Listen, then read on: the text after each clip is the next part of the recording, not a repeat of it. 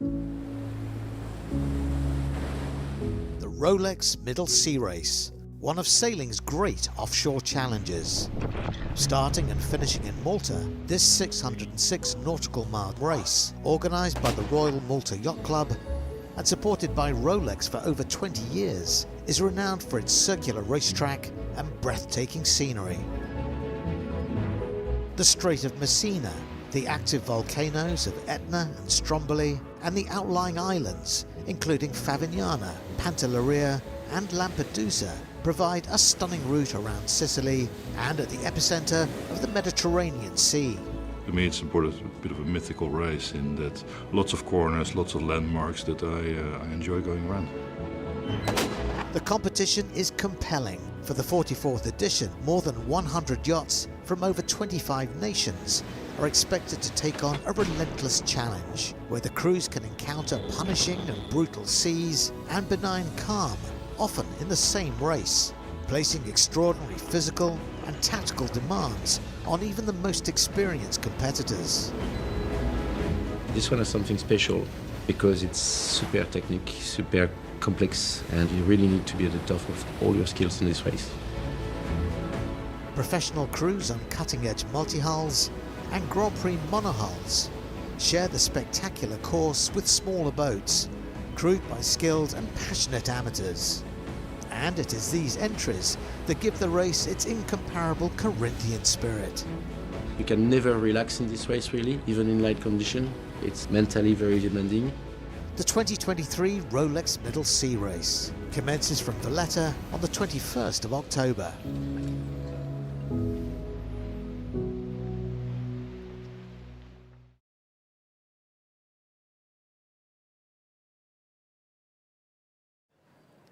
Well, welcome to the start of the 44th edition of the Rolex Middle Sea Race, live from Grand Harbour, Valletta, Malta. Your commentary team today is myself, Louis Habib, and Giles Pearman, and we are high above Grand Harbour, Valletta. Out on the water, soaking up the atmosphere, we have Rolex Middle Sea Race director George Bonello Dupuy. Giles, what's it like to be here?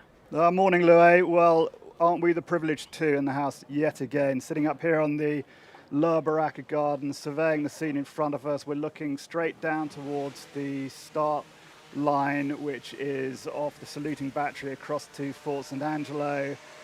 You can see us in vision at the moment in those little tents just off to the left, past the Siege Bell, and the fleet spreading out behind. And we are at the best seats in the house, Louis. Absolutely, Giles, the best seats in the house. And someone that's made, or somebody that's made these seats possible, is that this live stream is supported by Yachting Malta. Let's have a few words from them. Yachting Malta's mission is to encourage the growth of the yachting industry in Malta. We as Yachting Malta assist in the organization of such events as the Rolex Middle Sea Race.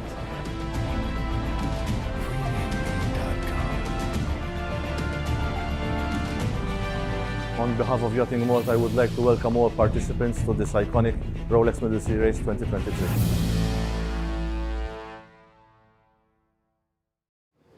Well, that's great, Louis, isn't it? It's really good to have their support. I know the Royal Malta Yacht Club appreciate it. Obviously, it's important that the island of Malta has its moment in the sun, and they're interested in bringing in boats from the outside as well as supporting the yachting that takes place here. And I think all the fans at home as well are saying well done for putting on this live stream. There's a lot of work that goes into it, so we hope you're going to enjoy this at home. Over back to you, Giles. Yeah, well, we are in Malta, and I think it's only fair that we hear from the Minister of Tourism, Clayton Bartolo. So if you could have a little look at that, it would be a good start to the day.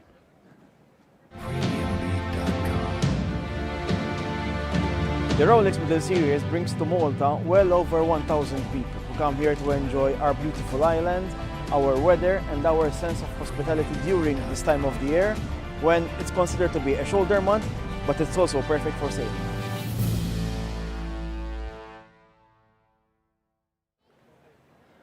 Well, Malta is a fabulous island, but this race is a 606-mile race around Sicily and the outlying islands. Giles, why don't you talk us through the course?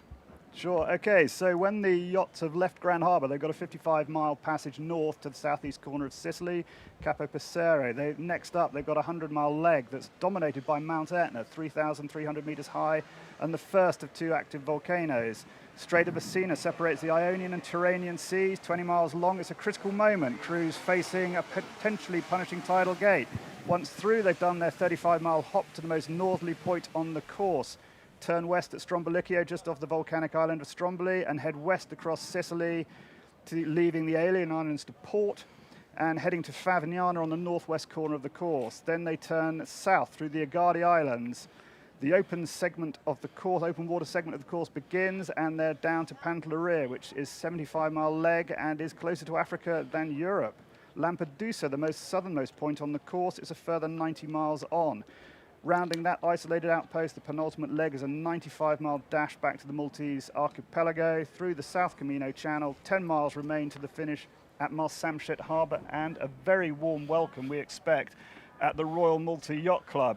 And we've got one final V2 to run, I think, haven't we? Just a little word from David Cremona. Rolex Middle Series this year is in its 44th edition. The race is not just any other race. The race involves a large organization. We have a number of people that put in hundreds of hours literally throughout the year. We have a very well planned organization with the race management. Running the Middle Sea Race is obviously not simple. It is an international event. It must keep its standards, and obviously keep the standards because of our main sponsor, Rolex.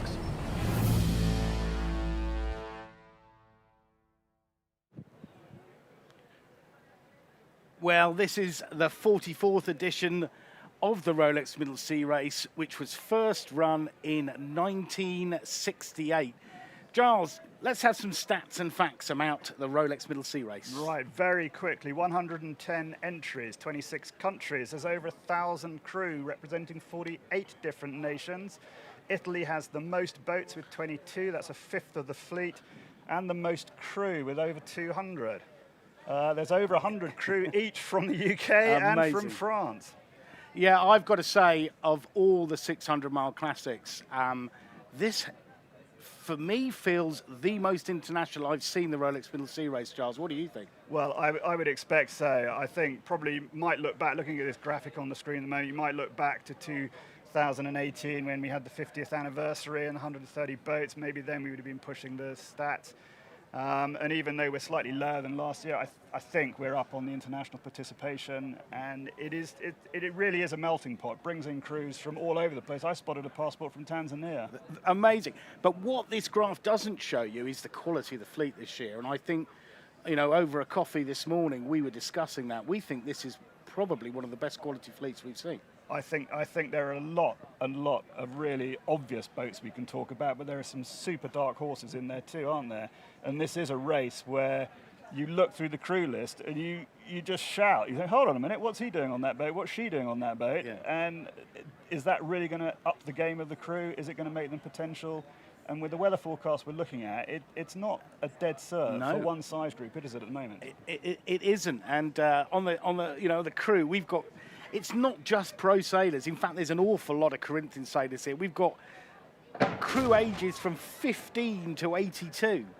We've got a youngster on the Ocean Breeze, Jasiek Kosik from Poland. He's 15. And Timothy Wilson from Australia on El Oro. He's 82. We've also, Giles, and I think it's important to show the diversity, to say that we have got 90 women sailors taking part. And quite a few as skippers, Giles. Did you have a look at that? Yeah, I did. They've got 8 female skippers, and we've talked to one or two of those, particularly Katrina Westphal, who's on Stortebeker, Karkik 47. Very young team. Very young team from a German sailing club. Yeah. And they did the Fastnet race earlier this year as well. Yeah. Put in a good performance there. Just to say that we are aware that we're 10 minutes to the first start, which is the multi-hulls, and we'll get onto those shortly. So what you're saying is we should stop waffling and start talking, Giles. Well, I don't know. I think we've still got a few minutes to go, but it is a great spread of fleet. We've got boats Fantastic. that are brand new launches in 2023. The oldest boat you've mentioned already, El Oro, that goes back to when? 1974, I think we worked that out. Yes, indeed. Yeah. And then plenty of boats in between that have popped in the water in 2022 and this year as well. Yeah. Okay. Let's focus on this this multi-hull start. So the multi-hull race record was set in 2021 by Jason Carroll's Mod 70 Argo. And that record is 1 day, 9 hours, 29 minutes, 28 seconds. We've got 3 multi-hulls racing this year.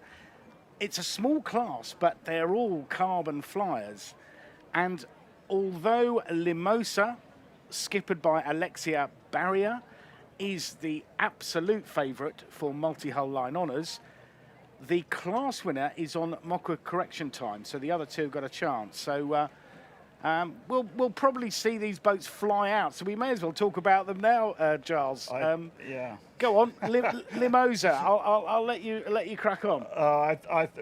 Fabulous project, the famous project. It's an aim to get women, female sailors, give them an opportunity to go around the world on boats that they're running, as opposed to being token crew on male-dominated boats. It's a long-term project. They're not expecting to do this overnight, but they've brought in some real talent from the female side of the sport, and they're supported by some really good guys on the male to train them up, because getting a Mod 70 around this course is no easy feat. And learning how to sail it fast.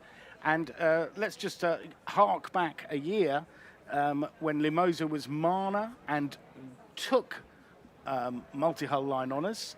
And they have got quite a few of that crew back this year. Alexia Barrio, she was a skipper last year. She's now the owner. Jumping on board, wasn't on last year, is co-skipper Dee Kafari, 6 times around the world. Doesn't need more introduction than that. And we've also got several of the winning team from last year, that including Tom Dawson, Johnny Malbon and Jeff Meering, who are literally giving their knowledge to this team.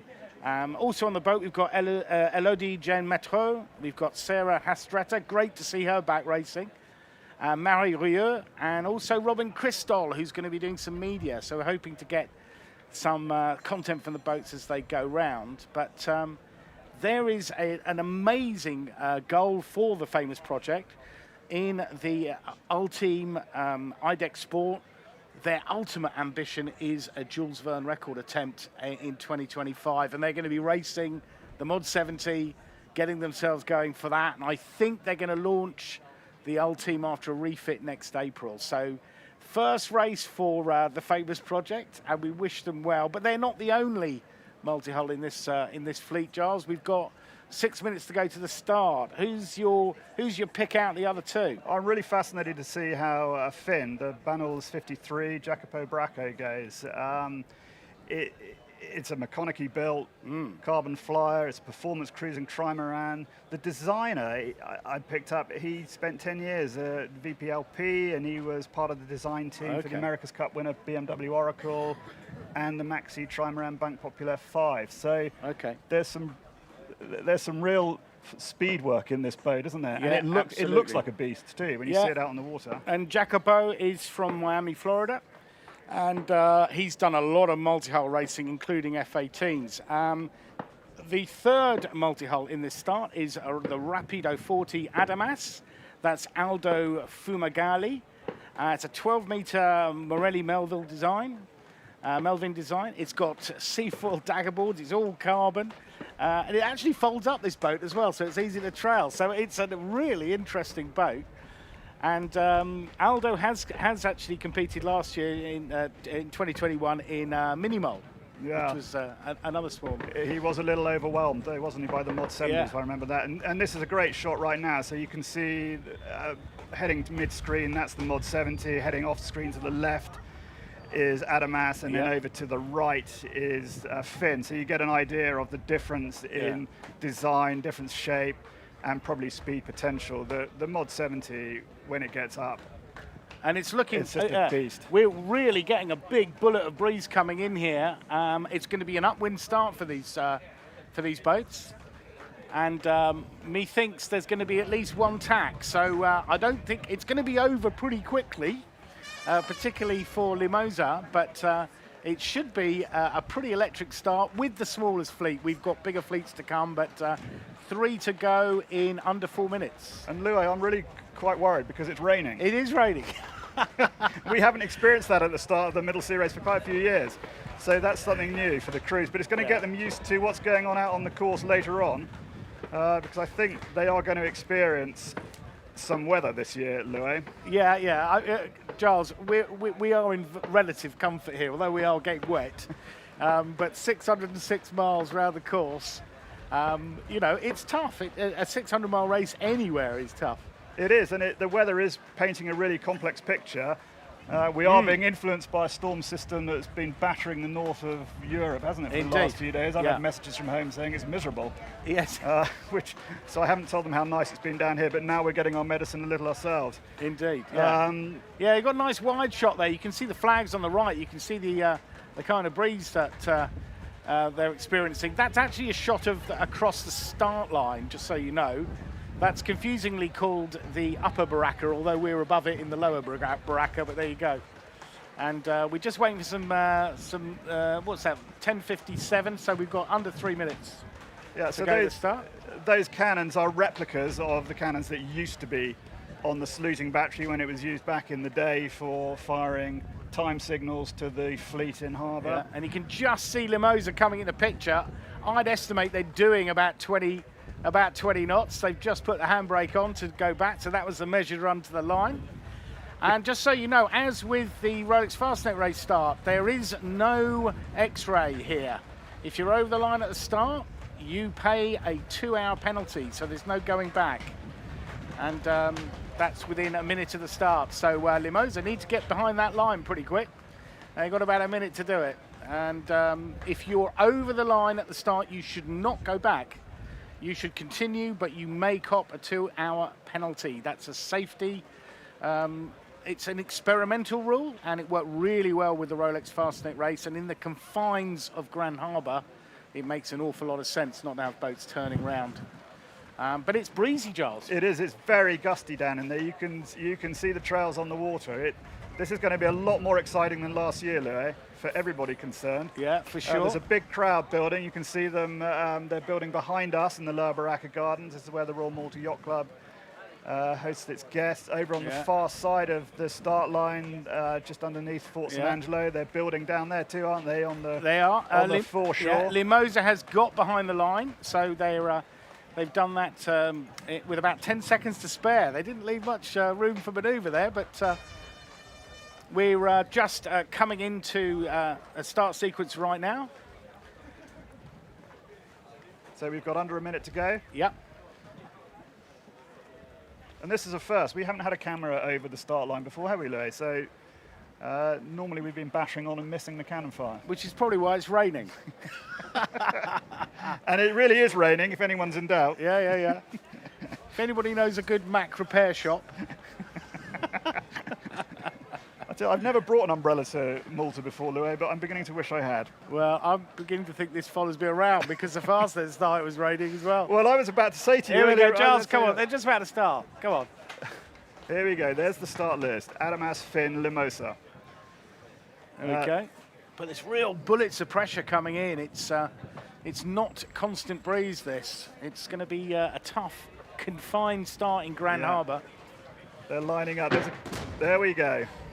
So that's the start of the Rolex Middle Sea race, Giles. That is. It's a pretty conservative start by everybody. I don't blame them. 600 miles, you don't want to blow it in the first seconds, do you? So, and I'm sure they'll be finding their legs very quickly. We're looking forward to seeing Limosa take off if these gusts keep coming through. Yeah. Difference of pinning there. Rapido has gone to the pin end of the line, and Limosa has gone more to the committee end of the line, up at the upper baraka. With Finn directly behind her. We were talking to Johnny Malbon last night, weren't we? We were. And Alexia Barrier. On board Limosa, And they were looking at a Well, Pretty there they well are. There's the team on the back of the boat there. But they reckon they were going to be doing a windward. It was going to be a windward loop for them, didn't Oh they? my! I mean, he was talking about basically upwind until Lampedusa. You know, upwind for nearly 500 miles of the course.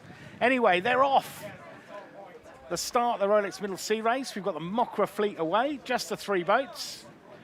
And you can cover them on the YB tracker. You can get details of the app at the RolexMiddleSeaRace.com, but we'll give you pictures for as long as we can. And as you can see, quite a conservative sail plan in the harbour, which is the right way to go, certainly for Limosa. And they're just about laying the exit of the harbour there, so that looks like a good start. It does. Certainly it shows their sail power, though, doesn't it, Louis? Because they really have taken off, and possibly how much lighter they are. Yes, indeed. It's a 606-mile race. You know, they do not want to blow it at the beginning. And no, it's also a cracking start from Adamas, the Rapido 40. Here we go, unfurl. They're definitely going to take off when they get outside, that's for sure. Probably just see coming into picture left, we've got Pyewacket heading towards the start. Their start is much later. That's Pyewacket with the sails down, going the other way. Pyewacket 70. But I think Aldo Fumagalli is going to be happy, though, because he's making a much better fist at the start than last time. Minimal really struggled, didn't he, when he was here? It was not the weather for that boat. Whereas this one, lighter, faster, carbon, better sail plan. And right now, I can tell you, he's winning on Mokra. Good luck to you, Aldo. Good luck to Aldo, yes. Yeah. Jacopo Bracco's taking a more conservative approach to this. He's not in vision at the moment, but he's the third of the 3. And if you're a multi-hullist, is that the correct way of putting it? Watching this start, come and join us next year. It's a great race for a multi-hull. It would be really good to get more. Last year we were absolutely overwhelmed with the number of Mokras, Mod 70s on the start line, weren't we, Louis? But yeah, it's just great to see one, and these guys they will have a great blast around the course, and we'll see how they do it when it's not downwind the whole way. Yeah, and a shout out to the likes of Maserati and Zulu. They've headed west, haven't they? They've gone west. They're not in Europe at the moment. I think Zulu might be actually, but you know, they're on another program. But there we got a lovely shot of the first race for the famous project, and we wish them all the best for their Jules Verne record attempt. They want to do it in 2025 on IDEX Sport. Enough at racing it, and this is the way to do it. Come and do the Rolex Middle Sea Race. So they're just leaving the harbour right now, and they're going to be stretching their legs and heading off towards Capo Passero, the first mark that they're going to pass, and they reckon they're going to make Stromboli early hours tomorrow. Early hours tomorrow. Yeah. Anyway, fair winds to the Mokra class. You've just watched the first start of the Rolex Middle Sea Race. Next one's in 6 minutes. And first away, and if you've just joined us, and clear away, were the Mod 70 Limosa, the Rapido 40 Adamas, and the Banulce 53 Finn. Clear away and just about to leave Grand Harbour. Who have we got up next, Charles? So start 2, starting at 11:10, so in just over 5 minutes. These are the smaller, slower boats in the race. I mean, it's a huge variety of boats in this class, all shapes and sizes. And it's a reflection of how diverse this fleet is, of 110 boats. We've got some of the latest designs out there, under 10 metres, to round-the-world racing maxis from days gone by, like El Oro. We've got Calypso, it's a J99, one of the latest designs from J-Boats. And we've got El Oro, which didn't do the Whitbread. No, it's a 70-foot mahogany ketch that's based on the Whitbread design Kreiter. He liked it so much he got another one built with an interior, is that right? Well, he did get another one built, and I've got a good question for you, Louis. What is Kreiter? Oh, now you're Not asking. the boat, but what is Kreiter? Can I ask AI? You can ask social media. So if you're watching on Facebook or YouTube and you know what Kriter is, Kriter. Somebody's got his hand up over there. Okay, so how long have we got to go to the start? We've got another 5 minutes. 5 minutes. So anyway, so this is a Whitbread 73, owned and sold by Kent King, who's an Australian living in Italy. Yeah, and I believe, and I'll be standing corrected if I've got this wrong, Giles, that we've got the biggest difference in size of boats in this class. We've got a 73-footer, and we've got a 30-footer in Calypso. In Calypso. Racing in the same class. Racing in the same. We've also got a complete diversity in experience as well. If you go back to Calypso with Seb Rippard on the boat, who's done the race a number of times. I think the first race he won it, didn't he? Or he was certainly has been on the winning boat. He's been on the Artie programme as well. And how many wins of the and he was on Market Wizard, Rippards I think, as a family. Oh my word. Now, I'll let you into a little secret that Seb's son, Nick, was born at home. Nico, I beg your pardon, was born at home just a few weeks before the start. Born at home, that is not a mistake. He was born in their house. I believe his wife's name is Carla, so congratulations to them. Would you feel like you'd done all your pink tickets to go do the Rolex Middle Sea race? I'm really interested to see whether he's ever allowed to do this again. But anyway, good for them. That's a great. But the history, exactly the history of the Rippards in this race, right back to the first edition in 1968. Seb's grandfather, I believe, John Rippard Senior, who was in the club yesterday. Yep. And who did he win with? He won with Arthur Podesta. Was on the boat. He did all 34 races up until his sad departure. Indeed, yeah. Well, we've only got three minutes to go. That's Arthur Podesta's sad departure. Departure, I beg your pardon. As opposed to the race. Yeah. John Rippard Senior. He was very much alive in the Royal Multi-Yacht Club yesterday. He was.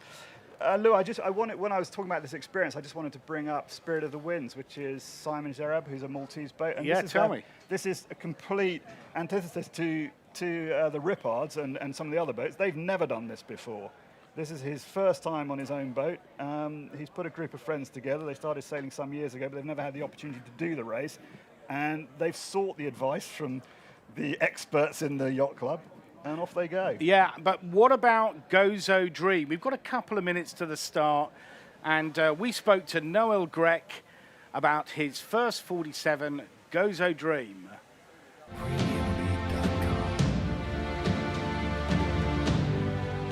Taking part in the prestigious Rolex Middle Sea race has been the realization of a long-standing dream for my team from the Gozo Sailing Club. The team has put in a huge effort to get a boat race ready. It was by no means an easy task, but we are pleased to be here right now.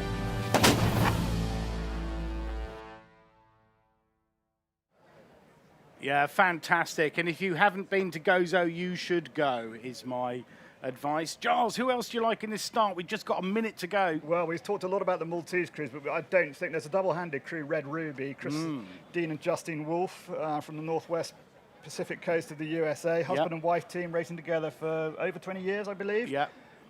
They've done a lot of offshore double-handed sailing. They must be in for a shout with the double-handed prize there. Yeah, absolutely. I don't think we're going to see them bolt off the start line two-handed, but they fed really well in the Rolex Fastnet race. Red Ruby was here last year, but with a different crew, just to explain. We are under a minute to go to the start 2 of the Rolex Middle Sea race. We'll let you see those cannons go off. Looks pretty competitive, Giles. Well, there's no holding back, is there, at the moment? Can see a spinnaker, 2 spinnakers flying, and we had upwind conditions the first start, and I think it has gone round. That is the start. As I say, you won't see a second cannon here. There were no X-rays, no general recalls, but it looked like from the aerial view there, nobody was over. But we've had this convergence of the breeze. We've had that southerly hit what we think is a northerly, and there is now very little breeze on the racecourse. Giles, let's pretty much a blanket start, but there's 3 or 4 boats that have made a good start at the committee boat end. We'll try and let you know who they are. But also, I got to mention in this start as well, talking about the international, Munjak, the Sunfast 3300 from Croatia, Disco Tomic, and they're a familiar sight, the Rolex Middle Sea Race. They've been coming year after year, and they have a fantastic spirit on the water and off it as well. In fact, they've got their own table at the Royal Multi-Yacht Club, and we see them there for breakfast every day. And Giles, you've got the binos out. Have you spotted? Yeah, so I've got a Polish boat down at the pin end of the line. I can't quite, its numbers obscured. Then coming further in must be Noel Gretsch, because he's got a Visit Gozo on the main sail with the red spinnaker. Okay. And then inside that is the J99 with Seb Rippard and Sam Pizzuto, I think. Calypso, yeah, okay. So Calypso, a few boats smothered behind on the front row. Yeah, coming across, still coming back towards, I think, still in our vision. I've got USA 61344. Pretty sure that's Kiboku Tattoo. That's George Greer, who we spoke to. He's an interesting guy. He's the only American on the boat. The rest of the crew are Swedes, Germans, and I think there may be a Dutch guy on there too. Okay. This is their third race. They haven't had much luck previously. They were in the 2021 race, the big wind race, when everyone else was charging around, having a great time. And they're in their Arcona 380, I believe. Exactly. They wrapped their spinnaker and came to a standstill. Okay. And then last year they had 3 days of sitting still off Stromboli, and I think they retired shortly after. But, you know, this is typical of the Rolex Middle Sea Race. We had sideways rain and probably 15 gusting 20, and now it's really heating up and we've got very little breeze out there. Well, this is hard because the Multihull's had a cracking start, but we were fearing this because there is this transition, there is this trough passing over, and it was pretty sketchy what was going to be going on during that period. Yeah, but it's becoming a very nice day, as you can see from the pictures. Well, I know both our laptops are going to survive another year. Looking at this. Yeah, I mean, one of the things the race committee can think about, there's 10 minutes between each start. They can obviously decide to delay the start of the next fleet. Yeah, unfortunately you can't quite see it in the vision, but our Croatian friends are heading in towards the Valletta shore with spinnaker filled. So that's quite interesting to see whether they can pull something out of there. That's a gutsy You say move. out of shot to the right, we've got Munjak. They're just jibing. And if they pull off a good jibe, that will be a cracking start. Yeah, and I suspect just inside of them again, also out of vision, sadly, is El Oro, making slow progress, you would expect. Indeed. Trying to make out this clutch of boats. So we've still got the poles look to be leading at the pin end. Coming in further, who's under the red spinnaker? Let's see that, ITA, and it ends with 950. I can't see what's ahead of it. I'm going to take a punt at 14, but okay, I'll try and ID that one, Giles. Then what are we looking at? Got a feeling that might be Lunatica, the Italian boat. That's Lunatica is a Sunfast 3600. That's Guido Baroni. I can also pick up sail number ITA 17300, which is in that clutch with the multicoloured spinnaker, red and the blue spinnaker, and they've got a white there right at the back of it. Okay, yeah, that's Loli. That's a Sunfast 3600 as well. That's Daniele Zobi from Italy. Well, you can see Munjak's now in vision, and they're still flying their kite. They're still... Yeah, that white kite, bottom right of the picture, absolutely nailed that start. They got into some clear air, got away from the dirt, and they've pulled off that jibe, and they've got a cracking start. They've got dust storm across their sail. You can clearly see them now. But a great start by Munjak. And we heard some Croatians up here at the Lower Baraka screaming when they were just coming in for the race. So I imagine they're going to go absolutely ballistic fairly shortly. I know there are some fangirls at the club for that lot. Yeah. There may well be some others too. And there's two Stepanovic brothers on that boat, and one very famous Stepanovic Olympic sailor. They're a good team on that boat. I think there's four of them. There's 4 Croatians on the boat. And they love this race. They sail the boat down here, and this is at least their 3rd, maybe 4th race. And really nice people. Well, that shot tells you all, doesn't it? They're still the little boat with the yellow spinnaker is still trying to get across the line.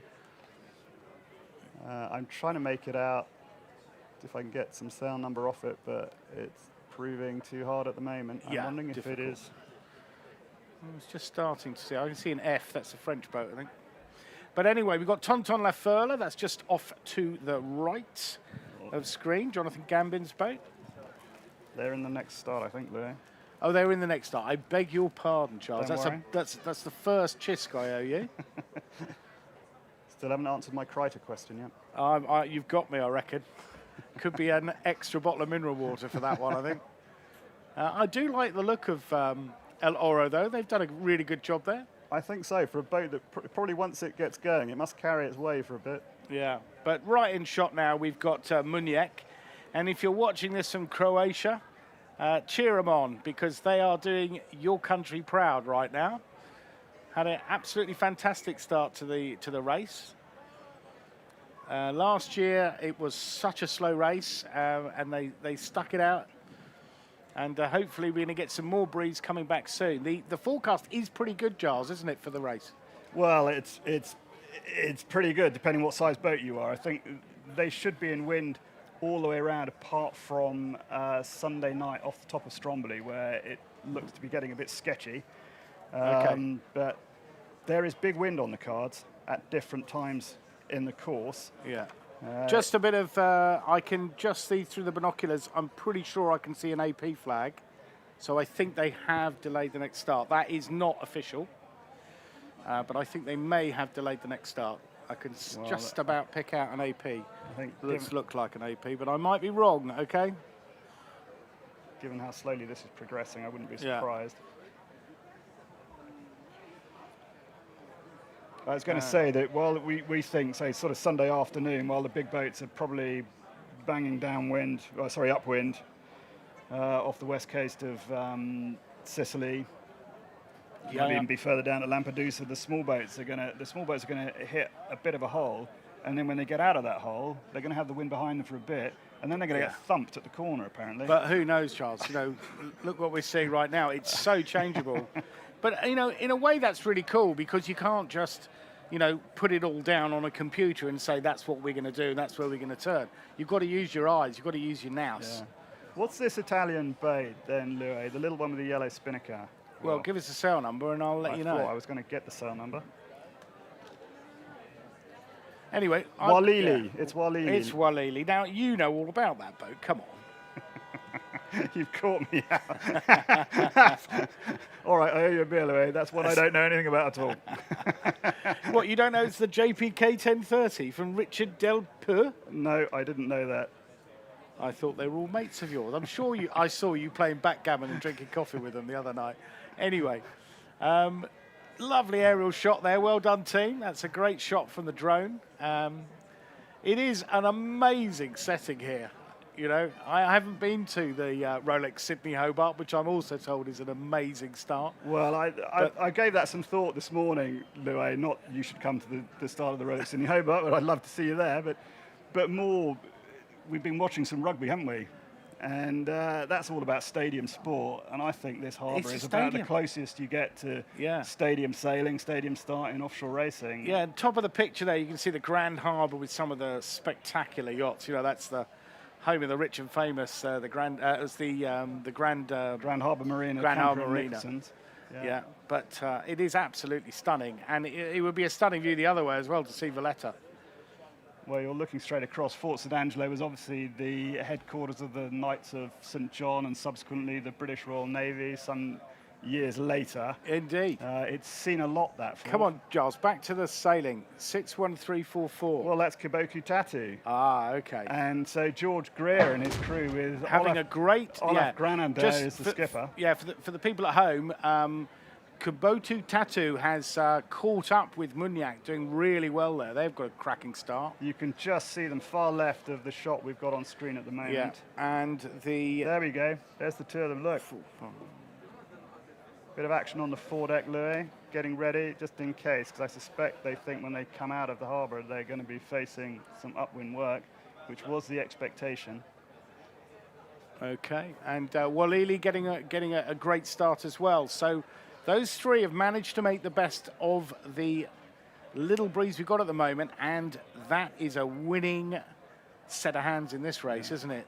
We're still waiting, in case viewers are wondering, we're still waiting for the third start. We haven't set off yet. I think the AP is now down, so we are expecting the third start shortly. Louis, behind the yellow, there's a white kite with ITA 17300. Looks like it's got a very small crew on it. Yeah, that's Lorley is the name of the boat. That's Sunfast 3600. That's Danielle Zorbi. And they've got, what crew they have are sitting well to leeward. Looks like a 5-man crew. Well, Italians are pretty good in light airs. And the thing is, if you speak to Christian Rippard, and we'll talk about him later in his start, he says this race is won in the light. Right. Because if you can do 2 knots when everyone else is doing 1 knot, you're doing twice their speed. You can't do that at 20 knots. So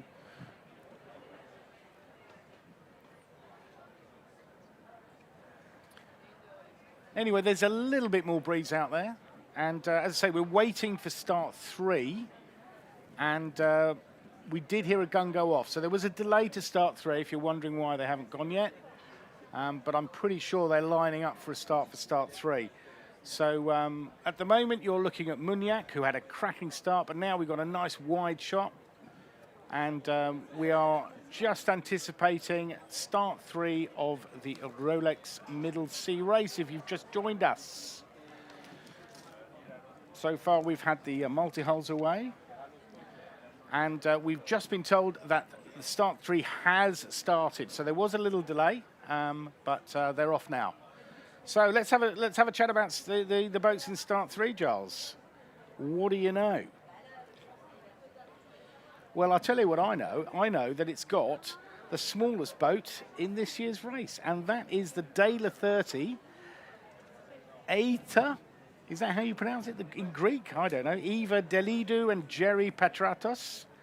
And they did the Aegean 600 this year. We've got a nice shot here of Fujimo. And that's an all-Polish team on that boat. And seen them in the yacht club. They're great fun. That was another test on what that name stood for, but we're a I'm family not show gonna go and we're there. not going there, I'm not going to go there. No. But There's a nice story about the Dela 30, isn't there? The Greek pairing, because they met on a delivery. Did they really? To this race in 2014. And we'll get up to... There's a few like that. Beppe Bisotto in one of the starts. He's double-handed, and he got introduced. He didn't know the guys sailing with until today, but we'll come to that one. Start 3. Let's have a chat about it. We need to try and find Unica with Jamie Samut. Well, it happens that Atame, Beppe Bisotto, is in this start. So we're using the live shot at the moment, but Beppe, he doesn't know how many he's done. Beppe Bisotto, Atame.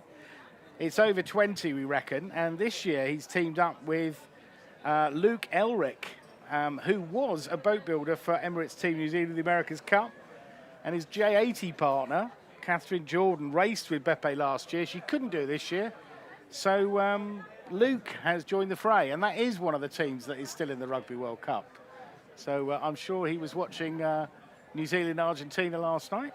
And who we got on shot there, Giles? We've got... well, that's Kiboku Tattoo still from, the first start. Oh, yes, I can see it on the bow. They've got an interesting little graphic on the front there. We might want to ask It's a Swahili name. Well, I wonder what Kiboku... But I didn't ask him what Kiboku Tattoo meant. Although I did try looking it up. And Tattoo felt like 3, but I wasn't sure. So I decided not to go further. Yes, indeed. So we've got start 2 and start 3 sort of mingled together here, as you can see from this lovely wide shot. Not a lot of wind at the moment in the Grand Harbour. The Multihull's got away in some cracking pressure. Who else have we got in this start? Well, I did want you to talk about the Solaris 42 Unica with Jamie Samut. Absolutely. I'll tell you what, even better than that. You're still not going to talk to me about them, are you? Even better than that, why don't we hear from Jamie Zamut himself on the Solaris 42 Unica? This race means a lot. First of all, it's in our home country, so we are very lucky to have it here. And the challenge itself, the Middle Sea Race, is a race that a lot of boats want to enter. People come from all over the world to do it. And once we're here and we have a good crew, I thought we should go for it. And that's what we're doing this year.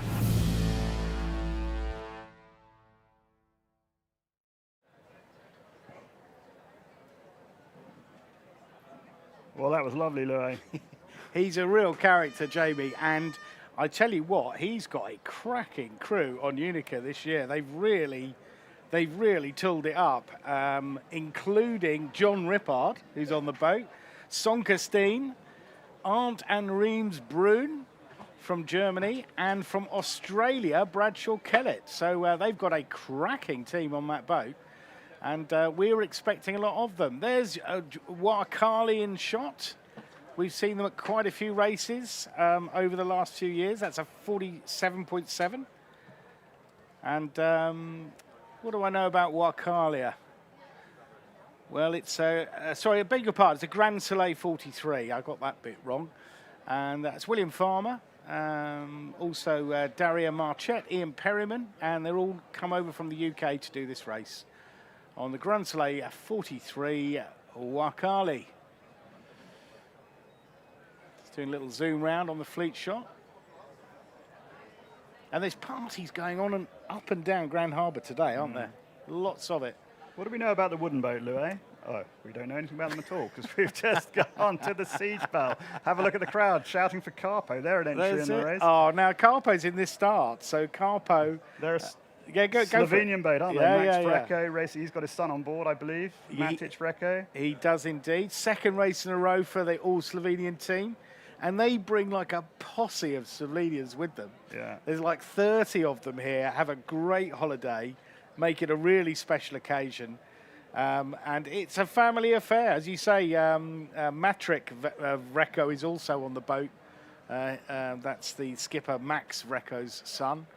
They sail the boat down here. They have a great party with their friends. And it's really great to see them back. They came in the media centre and said what a fantastic time they had last year. So I gather this is the only major offshore race that they do at the moment. I suspect they're building up to doing something more. They spend most of their time they did sailing the off Croatia, they did the 1,000-mile race down here. Thousand Island That's race. off Croatia, which is Island. local, is what I meant. So this is an international race for them. So, Yeah. But anyway, there we go. Yeah, really, really nice to see them back. And if you're watching from Slovenia, give them a cheer for us, please. And there we go. There's Jonathan Gambit's Do 444, Tonton Lafurla. What do we know about them, Giles? Oh, he did his first race in, what, 2008, I think? 2008. He's done every race since. He was. I remember meeting him back then. He was a total newbie to the sport of competitive yachting. And since then, he's absolutely fallen in love with it. Oh. Got a best result, what, 2020? One class in 2020. Yeah. So that's amazing to get that far progressed. I mean, they've been on the podium 4 times as well. So great to see Tonton Lafurla. They're on right of shot there. And we've also got another multi-sail there. Let's see who that is. That's also with them. There's Geisha. Now that's an interesting boat. There's Geisha. She's an IMX 40. That's Stefan De Battista, and he sailed on the boat before, but he's actually bought it. This is his first race as a skipper, and he's absolutely proud as punch. And we wish the Geisha team well. I think there's 3 of the team that he's retained for that he's sailed with before. So good luck to Stefan. We wish them all very well. And we are not far off start 4 here. No, but I'm going to check to see whether we've got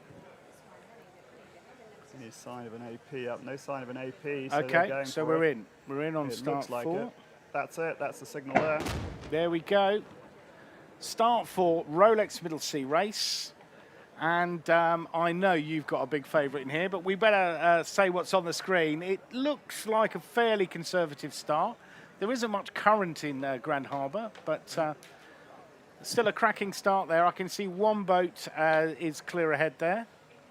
Not quite sure who it is yet. We will try and ID that one. Let's see what we can get. Charles has got the binos out. And looks like there's a little bit more pressure. We can see a bit of heel on the boats here. So it looks like that pressure's coming back. Yeah, these boats in the foreground, obviously in the previous start, and yeah, let's just stay with this start 4 start. Trying to get to start 4. So over at the pin end, still difficult. They're basically sailing straight at us, Lewis. So I've got a problem. I'm coming in about 4 boats, and I can get ITA 13610. ITA 13610. Okay, I'll check that one out. So they're 4 boats in from the pin end. Look to be making nice progress at the moment. Yeah, I'll come back to you on that one. Okay, I'm going to go for Garm. Is Garm in this start? I think they're at the committee end, so they're the red-hulled boat heading in under the saluting battery right now. They're just gone out of vision. Inside them, I think it's the figure 03 because it's got seafoils. Yeah, competitive start this, and I say it's not a lot of pressure, but it's definitely come back.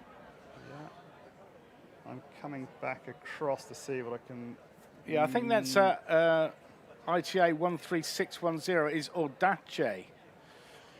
I think you'll find that that was one of the ones you mentioned. That's a first 47.7. Beppe Agliardi. And who we got here? That looks like Elusive, doesn't it? No, it's Jamie Zammit, beg your pardon. Jamie Zammett's Unica, nice close-up of the shot there. You can see Bradshaw Kellett there, taking a few pictures. They're taken back home for Australia. Yeah, going to show them what a proper start looks like. Yeah, good to see you, Brad. And Jamie on the helm there. That's a really good team on that boat. We're expecting high things from them. I know that Jamie was keen to really whack things up. There's one of the Bruns there. A few of the crew. There's the younger Brun down there.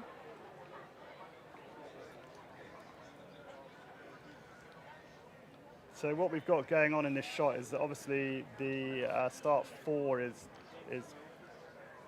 coming out towards us. I didn't get who that was. They went past so quickly.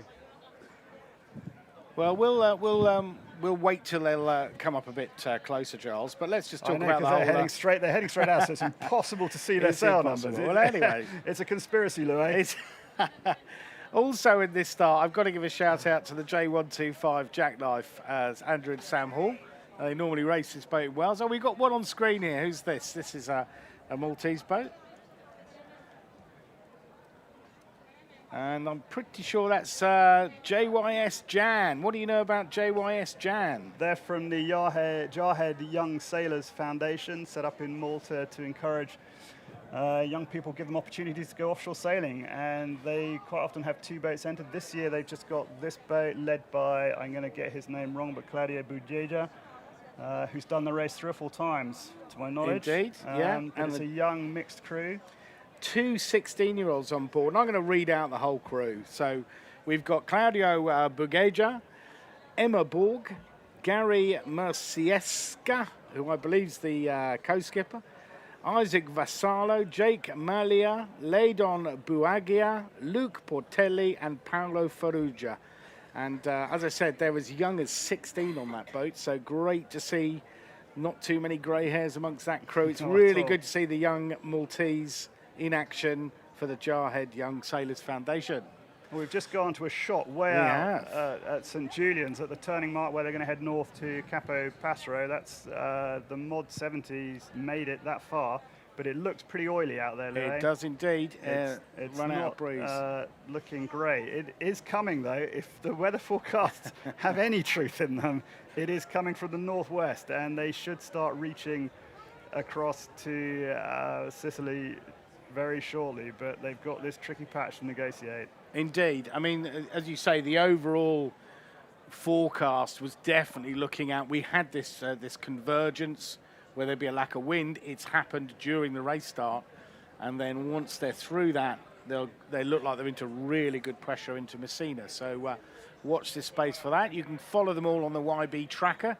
All of the links for all of the news stories, videos, pictures, everything is at rolexmiddlesearace.com. Lovely wide shot there of the Grand Harbour as the boats are leaving the breakwater, heading out for this 606-mile race around Sicily and its beautiful islands, including Comino, which is part of Malta. But that's a stunning beauty shot there. There we've got one of a close-up, and you can see this location is just unbeatable, isn't it, Charles? Well, we've said it before and we'll say it again, we are thoroughly privileged to be sitting here looking at this. It is a slow start, but it's a long race, and this is just a small part of it. This is just a few 100 meters to get out of the start, and then they're off. But there's plenty of action down there, and getting out of the start first is a competitive game too, isn't it? They are trying as hard as they can. They're not holding back, some of these boats. Yeah, and you've done this race, Giles. Once you get going, once you get out of the harbour, and all the noise and all of the stress starts to sort of dissipate a bit from the preparation. What's it like once you get into open water? Well, you definitely relax immediately, because this is a confined space, and you're never quite sure where the wind's coming from. There's a lot of boats around you, and you're never quite certain what they're going to do either, and what they might be faced with. So once you're out, you relax, you get settled straight into your watch pattern, and off you go. And but it is a race when your eyes are out of the boat as much as you can, because who was it telling me we were being told by, I think, Will Oxley, who's on Warrior One. Was saying, if you can look at the router, you can look at the weather, but that's not the whole picture. And if you just stared at that the whole way around, you'd go badly wrong. You need to look at what's going on locally, because there are so many land features that influence the weather patterns or the wind conditions. And another reason for looking out is that the scenery is just simply stunning. And that's not just, we're not just talking about Stromboli, which obviously is the iconic, the mythic mark of the race. Yeah. The Agadi Islands around Favignana Marittimo, they are beautiful too. Pantelleria and Lampedusa are completely different. Pantelleria's high, Lampedusa's flat like a pancake. The sea stay is different. There's wildlife out there, plenty of dolphins, plenty of seabirds. We've got a lovely shot here of a Dutch entry. This is Moana. That's the Dutch sail number you can see there, Ned 8935. And that's Moana. And good to see them taking part. That's a J122, Frans van Capella from the Netherlands. Lots of nationalities here, Charles. And they're having a right old battle already, aren't they, with two other boats? It's looking pretty tense there. Yes, can't quite pick out the sail number on the... Oh, that's a bit better. They've just peeled off. So Moana's made a move to, and Fujimo's also peeled off, the Polish team in front of them. Fantastic to see so many nations here. I mean, we looked at the crew data, and it was like over 40. Well, yeah. It's unbelievable over countries. 40. Yeah, so who we got in here? We got, let's have a look at that one. I think we need to be thinking about our the next start. Yeah, sorry, I'm losing it. It's all right. Yeah, under a minute to go to start 5. What do we know, Giles, about start 5? Well, we're starting to go up in the size range now, aren't we, Louis? Yeah, we're starting to see some carbon hulls here, aren't we? Yeah, so in this start we've got some Neo yachts. Afazik Impulse, for example, Yves Grosjean, his Neo 430. We've got the Albator, the NMD 43. I mean, I could keep going. It's definitely starting to hot up. Yeah, we've got another Moana, haven't we? This time from Germany, the Martin 49. Yeah, 1 minute to go. And look, this looks like the most competitive start we've seen so far. Light air still, but there's not a lot of daylight there. So what have we got? Let's try and pick out at the... Yeah, we've got Pin end is Karnak. Okay, then they're off. That's the start 5, Rolex Middle Sea Race. So I've got at the committee boat end, probably just out of vision. You can just see the top of it. Its head sail is France 5641. Okay. Looks like a Swan 56.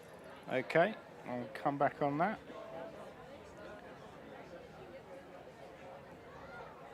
Coming in across, let's see what I can find. So yeah, FRA 5641. Just inside of them, again, can't make out the sail number, sadly. Let's see if I can spot somebody I know. I think in the middle of the pack is Comanche's Segola. Okay. That's a boat that's got some history in this race. Absolutely. Certainly do remember seeing it back in the early 2000s, and it did the 2007 race, which only about 15 boats managed to finish because of the storm conditions. Rambler set the record that year that was broken in 2021 finally by Comanche. Indeed. A different one, we should add. Sorry, Giles, give us the sail number again of that lead boat. Well, the lead boat is probably Who do you in reckon? the middle. I reckon the lead boat is Comanche at the moment. Comanche Segola, which is a Maltese entry. I think it's them anyway. I'm looking at it, trying to make out the sail number. It's got a very distinctive hull. Yes, if that is, that's the FAR 45. Yeah. Looking across, yeah. So they're in the middle of your vision right now. Yeah, I think you nailed that. That's the FAR 45 Comanche Segola. Beside them is a GBR sail number 3098L. Mostly wearing a very fetching yellow shirt. Yeah, that's actually an Italian Swan 42. No wonder they're well turned Called out. Be Wild. That's Renzo Grottesi, who's done extremely well in this race in the past. Swan 42s seem to be popular in this race, Louis. We've seen a few over the years, haven't we? It's the Club not a Swan bad 42. boat. It's not a bad boat for this race. But Be Wild, this is the 8th race that Be Wild has done. And in 2019, they were 3rd overall, missing out on an overall win by just 2 hours. So, well, these guys know what they're doing. All Italian crew, including Michele Regolo, who represented Italy at the London Olympic Games 2012. And they are showing some form right now. Yeah, and look at all the crew down to leeward there, trying to get out the harbour. Can you tell me anything about Karnak, Louis? Have you got anything on that, which is the double-handed? I'm going to take a punt at a class 40. I'll give it a go. But you're asking, have you got a sail number? Typically SMR 121. That's San Marino, isn't it? But anyway. Well, we'll come back to that on screen now. We'll be back to the wide shot. All right, let's see what we can get you. How about ESP 15560? You are asking, aren't you? That's in the center of, that's an XP50, I would say. And you would be right, I believe. I'm trying to find you an easy one there. I believe you've found Gabula. Okay, how about... Which is an X56, that's Pedro Gonzalo from Spain. Shout out to the Spanish watching. We've got some great Spanish sailors in this race still to come, but as you say, just started, was Galbula, Pedro Gonzalo. We've got here 3098 Giles on the program. That's Be Wild. And as I said, they've got really good form in this race before, and they've certainly got a great start here. So Swan 42, that was originally built as a one design, and since then they have been adapted, and I think I can see a retractable bowsprit on that boat. So I'd say it's certainly modified. You can see it's got at least 2 reefing points as well. So great to see these boats being reused. Yeah, I'm looking to see whether doing very well. We should be seeing Elusive is in this start as well.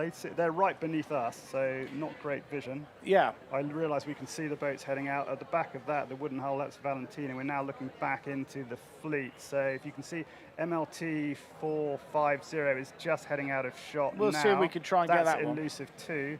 And then beyond them are your friends Freya, Connor Doyle from Ireland on IRL 5077. Yeah, but right on the screen right now, just to the left of centre, we've got a really interesting boat. That's the MAT 1220 Blue Moon, Serhat Altay from Turkey. And they're really top dinghy sailors on this boat. A lot of them have sailed the race before. And we've got another shot of Be Wild come up. That was in the lead and doing extremely well. But I really like the look of that Mat 1220. I've got to say, got Jack Trigger on it. You said so, haven't you? They've done the race before, and they really sought out this boat. They wanted to do it better than they had last time. They identified this boat and thought that's the one. Okay, I think we're back with. That's Comanche. That's Comanche. Good to see him. What do we know about? We've already said it's a FAR 45. They did have an IOR before, didn't they? Called Comanche Raider, which did the race a fair few times. But that's Pepe Fornique, and it's now from Italy. The FAR 45 Comanche Sagola. Previously it was Maltese owned, but it's now owned by Pepe Forniche, who's also done this race many, many times from Italy. The water's turning blue, Giles. I know, the sun is coming out slowly. Right, who have we got on screen there? It's obviously a Croatian boat. It's a Class 40. And I'll tell you that is, I believe it's simply called ACI. And that's a Ivac Kostelic from Croatia, another Croatian team here. Great to see them. Have a look at the can you look up Belgium BEL 733? Give out a shout out to the Belgians. Yes. Morpheus is the boat. Morpheus.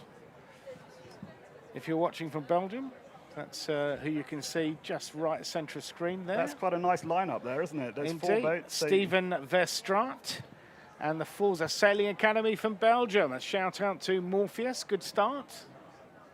Difficult in the Class 40 as well. Then they're really built to fly down the waves. And got a lovely wide shot there. As you can see, there's the breakwater. They actually shut the Grand Harbour for this race, don't they? This is a full-on commercial harbour the rest of the time. Well, it makes things a lot easier. You wouldn't want a container ship coming in, would you? No. It would be alarming. It would be very alarming. Yeah, but it's an absolutely gorgeous day now. And there's breeze. There's sufficient breeze for them to keep going. There's doesn't seem to be any danger of any more postponement. So that earlier hiccup. Yeah. But the breeze is still coming from not the direction they said. So that northwesterly hasn't filled in yet, has it? No, it hasn't. Not looking at this anyway. Yeah. You say nice shot of the siege bell there and some of the spectators out.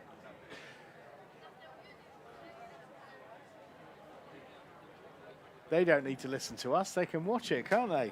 You should come to Malta next year if you're watching this. It's all unfolding in front of them. Quite bunched up, that fleet, eh? So how long we get to the next start, Giles? 2 minutes? Just under about a minute and a half. Minute and a half to the next start, which will be the penultimate start, the Rolex Multi Race.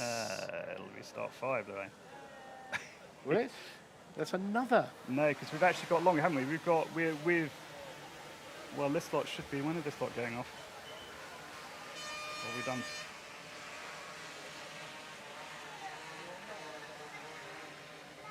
Start 5 was 11:40, so it starts 6.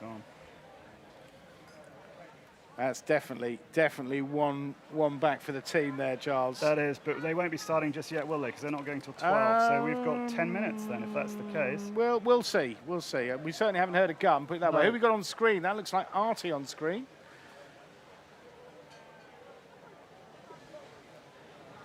Yeah, that is indeed Artie on screen. Tell me what you know about the HH42 Artie, Giles. Well, it's packed with Maltese talent.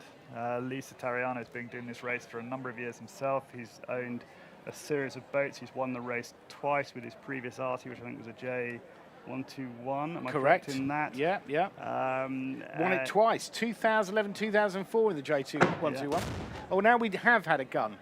So I'm assuming that is a start of 6. Well, we're going to argue about this one, Louis, but anyway, we can go back to talking. What we didn't mention with the Artie crew was, of course, it's got Christian Rippard on board, and Christian Rippard is another legend of the race. Slightly different side to the family to John Rippard. He's well, they might come back to Artie in a bit, but we've got a nice pack of boats on the St Elmo side, but there's 2 boats over on the Valletta side that are really getting away quite nicely here. I've got a white spinnaker. The green-hulled French boat is Daguet 3. FRA 3. Yeah, can't see them on the programme, Giles. I'm looking at a white spinnaker. They're far side over by Fort St Angelo.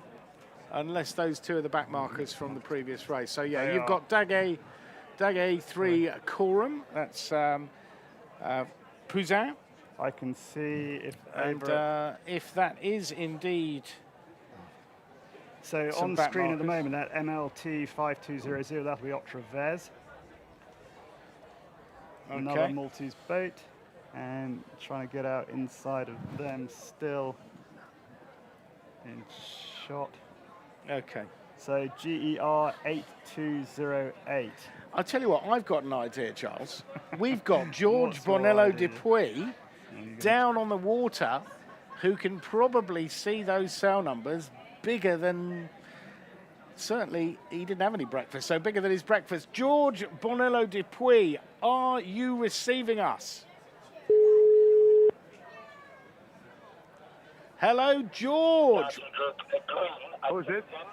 Well, that's what we want to know from you. You're right in the thick of it down there, George. What can you see? Tell us.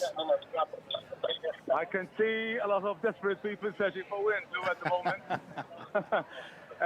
The light racers seem to be getting a nice breeze coming out, and they're going out with their spinnakers, but there's a few heavier cruiser boats who are going to suffer until they pass the breakwater, but hopefully the northwesterly would come in, and we should have a clear reach all the way to Capo Passero.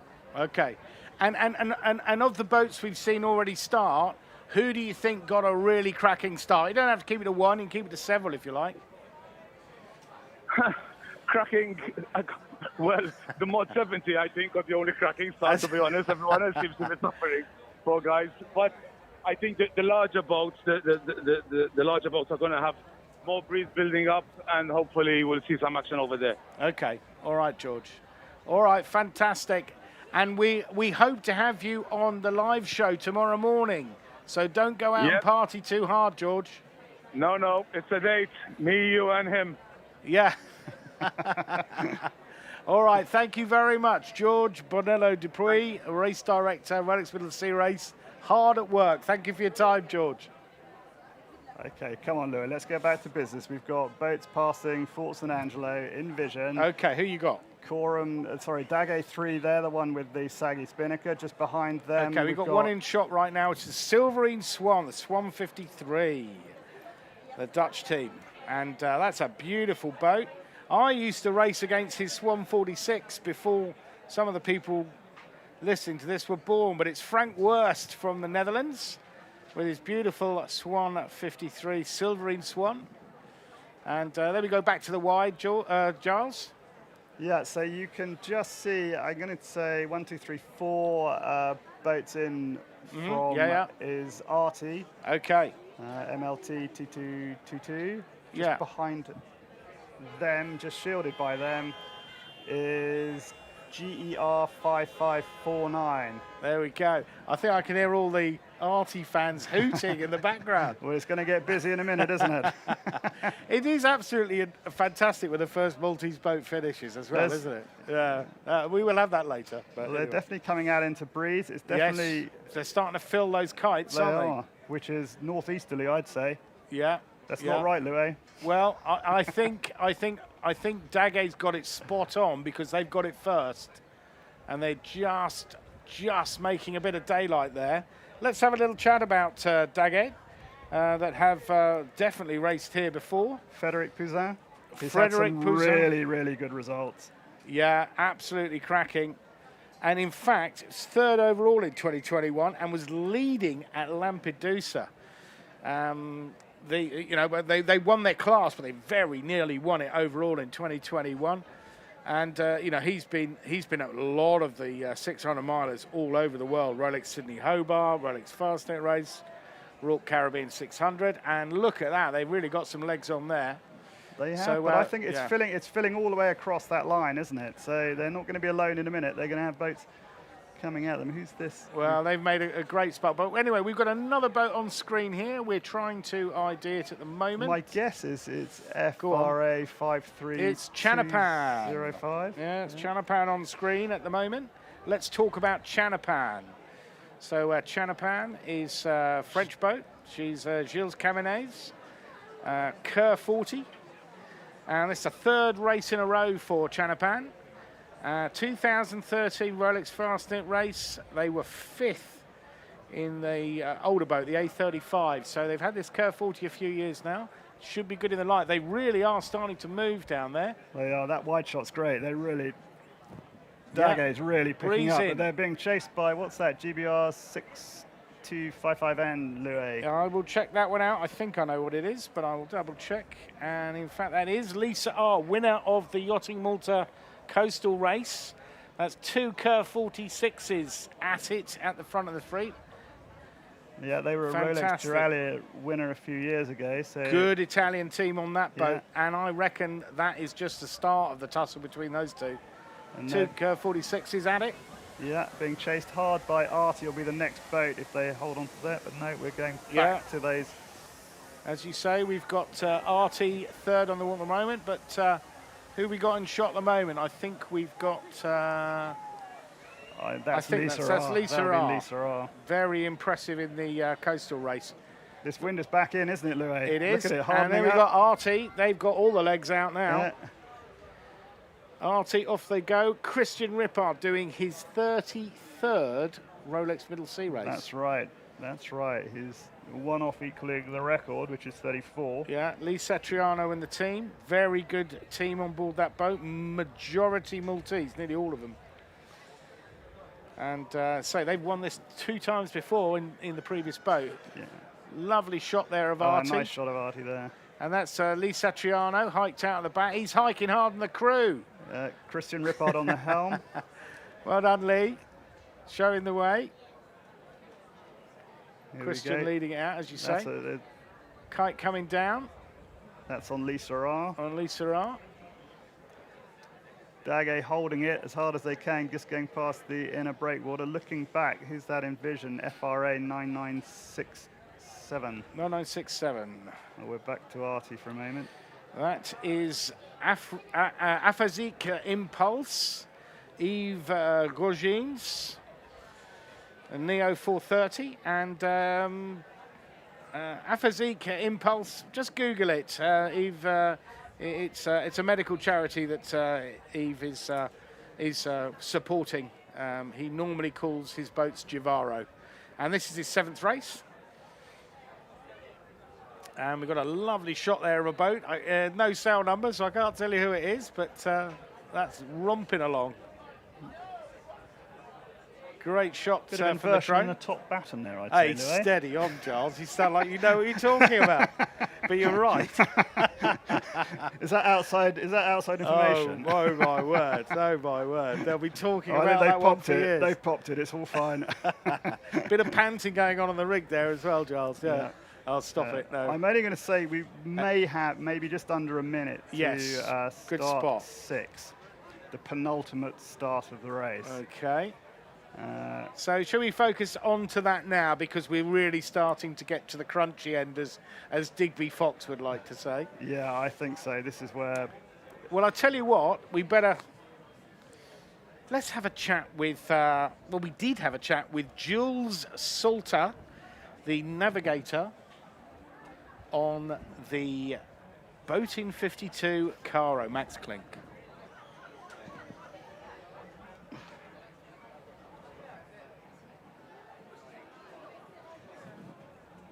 Oh, look at this. This is cracking stuff at the inner breakwater. Line astern, fleet manoeuvres. Well, we're trying to get Jules Salter, the navigator of Caro, who we had a chat with earlier, but I think... That is not a start, looking at the way the boats are. Doesn't look like it, does it? No. No. So we're just waiting for the start. And we have got a cracking start. And we're hoping to go to a VT that we did an interview with. And here's Jules Salter. So the Rolex Middle Sea Race is is a unique race. Yeah, this is a very tough race in IRC. It's the end of the season, so everyone's pretty well into their game, into their racing. And the boat's obviously a very good boat, rates very well, it's well set up. Been sailing it for quite a few regattas now, so pretty good idea of how it performs. But you just got to win your class really and try and do as best you can against the boats around you, and hopefully the weather plays you a good hand. You know, this is a whole range of boats, so anyone can have their day in this race.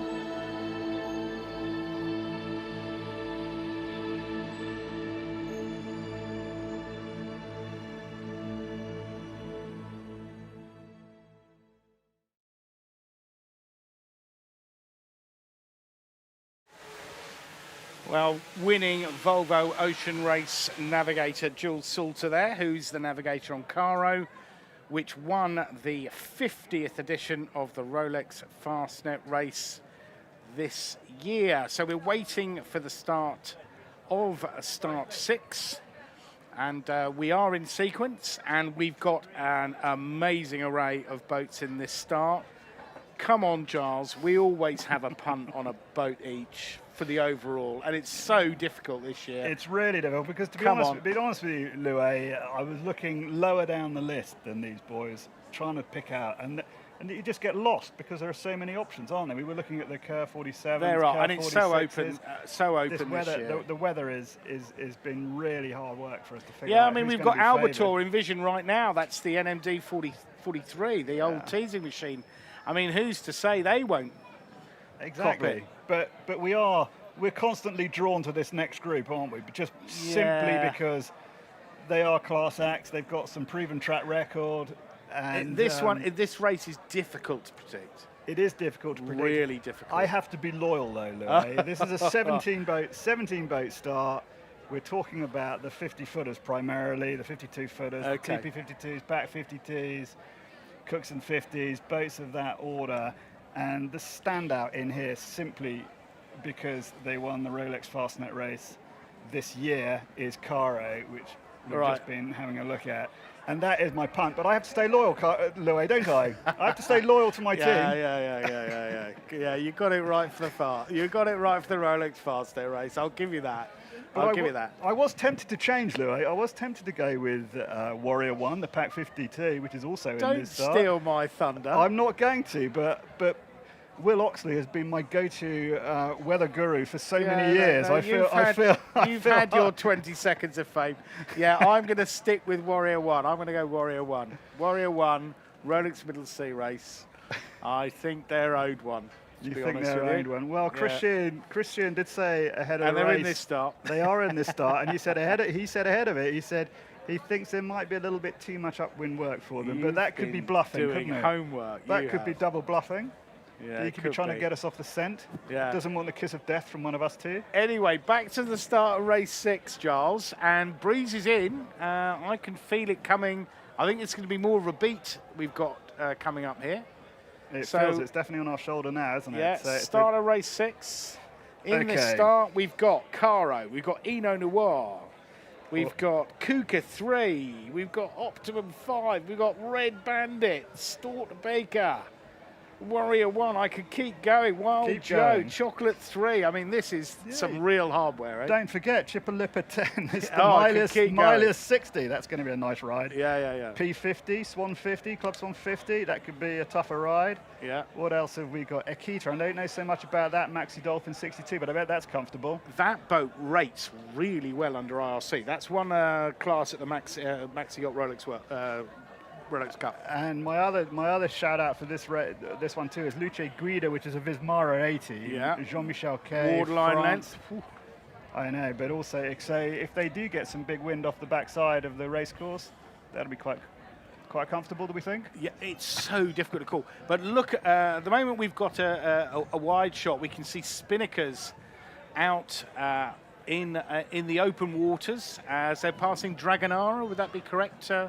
Yep, they're heading down past the Schliemer waterfront. They're heading down towards the turning mark somewhere off St Julian's. Yeah, I think we can see the mark there. We can see some kites being doused there. That's where they are going to be turning right, heading north. Okay. At some point this afternoon, it's clearly still not in yet. There is a northwesterly forecast to sweep in across the race area, and that will keep them going. But at the moment, they're very much in what I would say is a southerly or maybe a bit more easterly.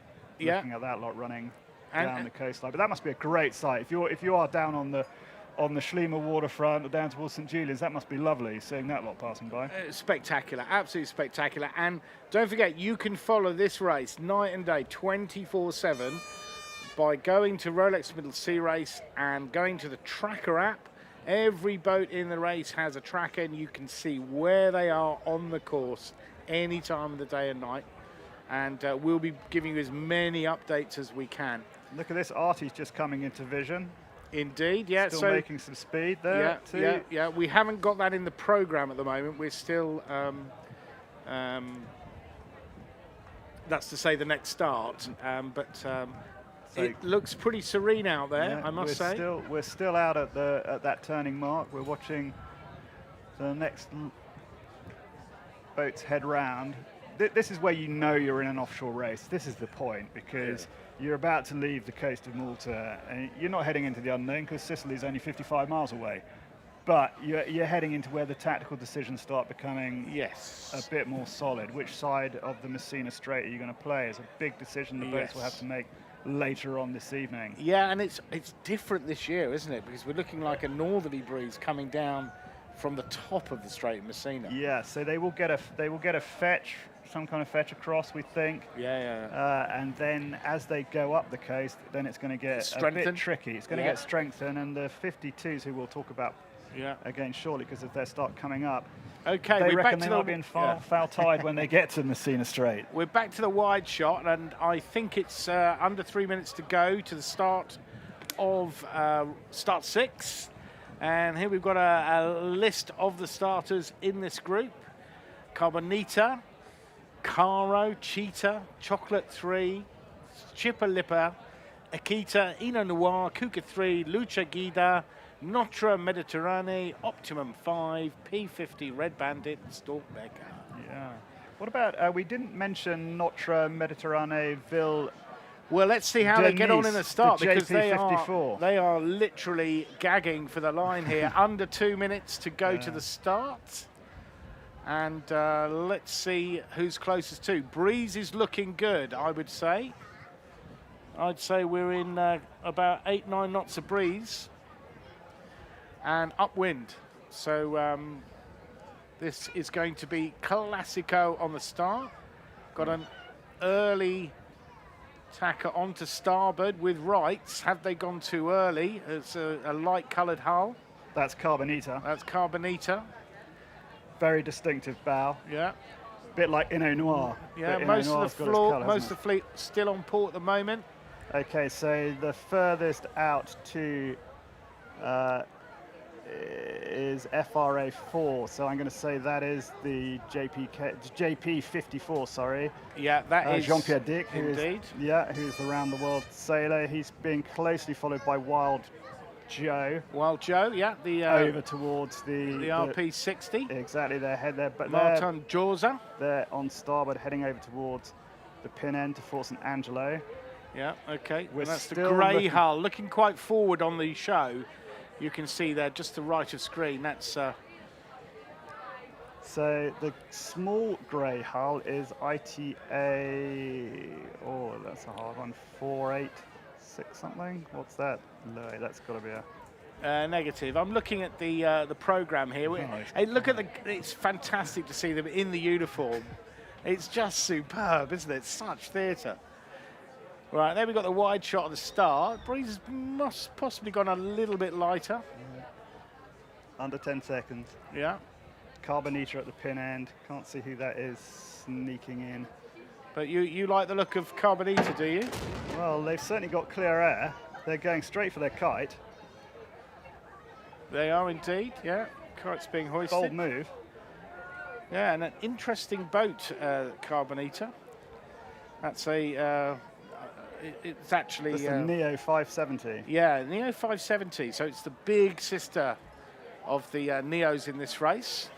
Wild Joe all carbon. Wild Joe's going to wrap them up though, because Yeah, she's 60 feet, so and canting keel. 60 feet. She's going to be higher and faster. Rolling them to windward. Yeah, nice start from Wild Joe. So I'm just looking at Martin Jorza with the DSS side foils. And we reckon Wild Joe's done this race over a dozen times. First one, 2013. And the best result was last year, 3rd overall. Oh, that was a cracking result. It was for a them. fantastic result. Brought them back with renewed vigour. Yeah, no, good luck to them.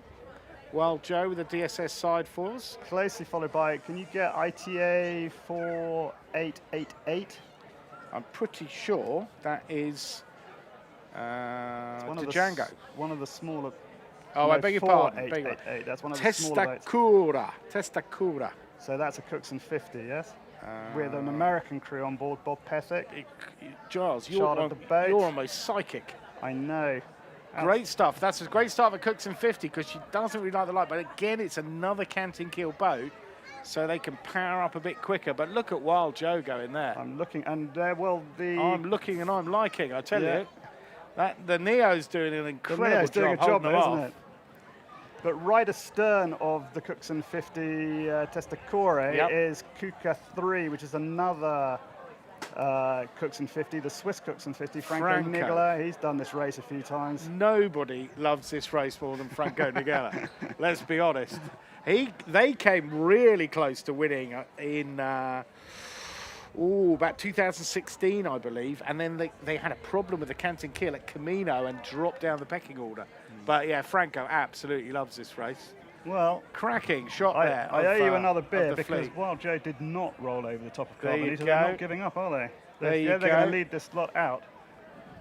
But I like the Cookson 50. I like the American Cookson 50. Yeah, but we're watching the leader from this start, Carbonita, taking it to them.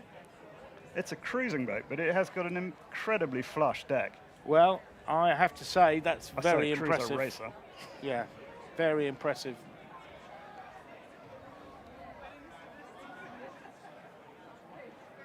Yeah, Manolis Condilis from Italy with Carbonita leading out this start, the penultimate start. Yeah, so what's really embarrassing, Lou, is neither our boats is... are doing very well.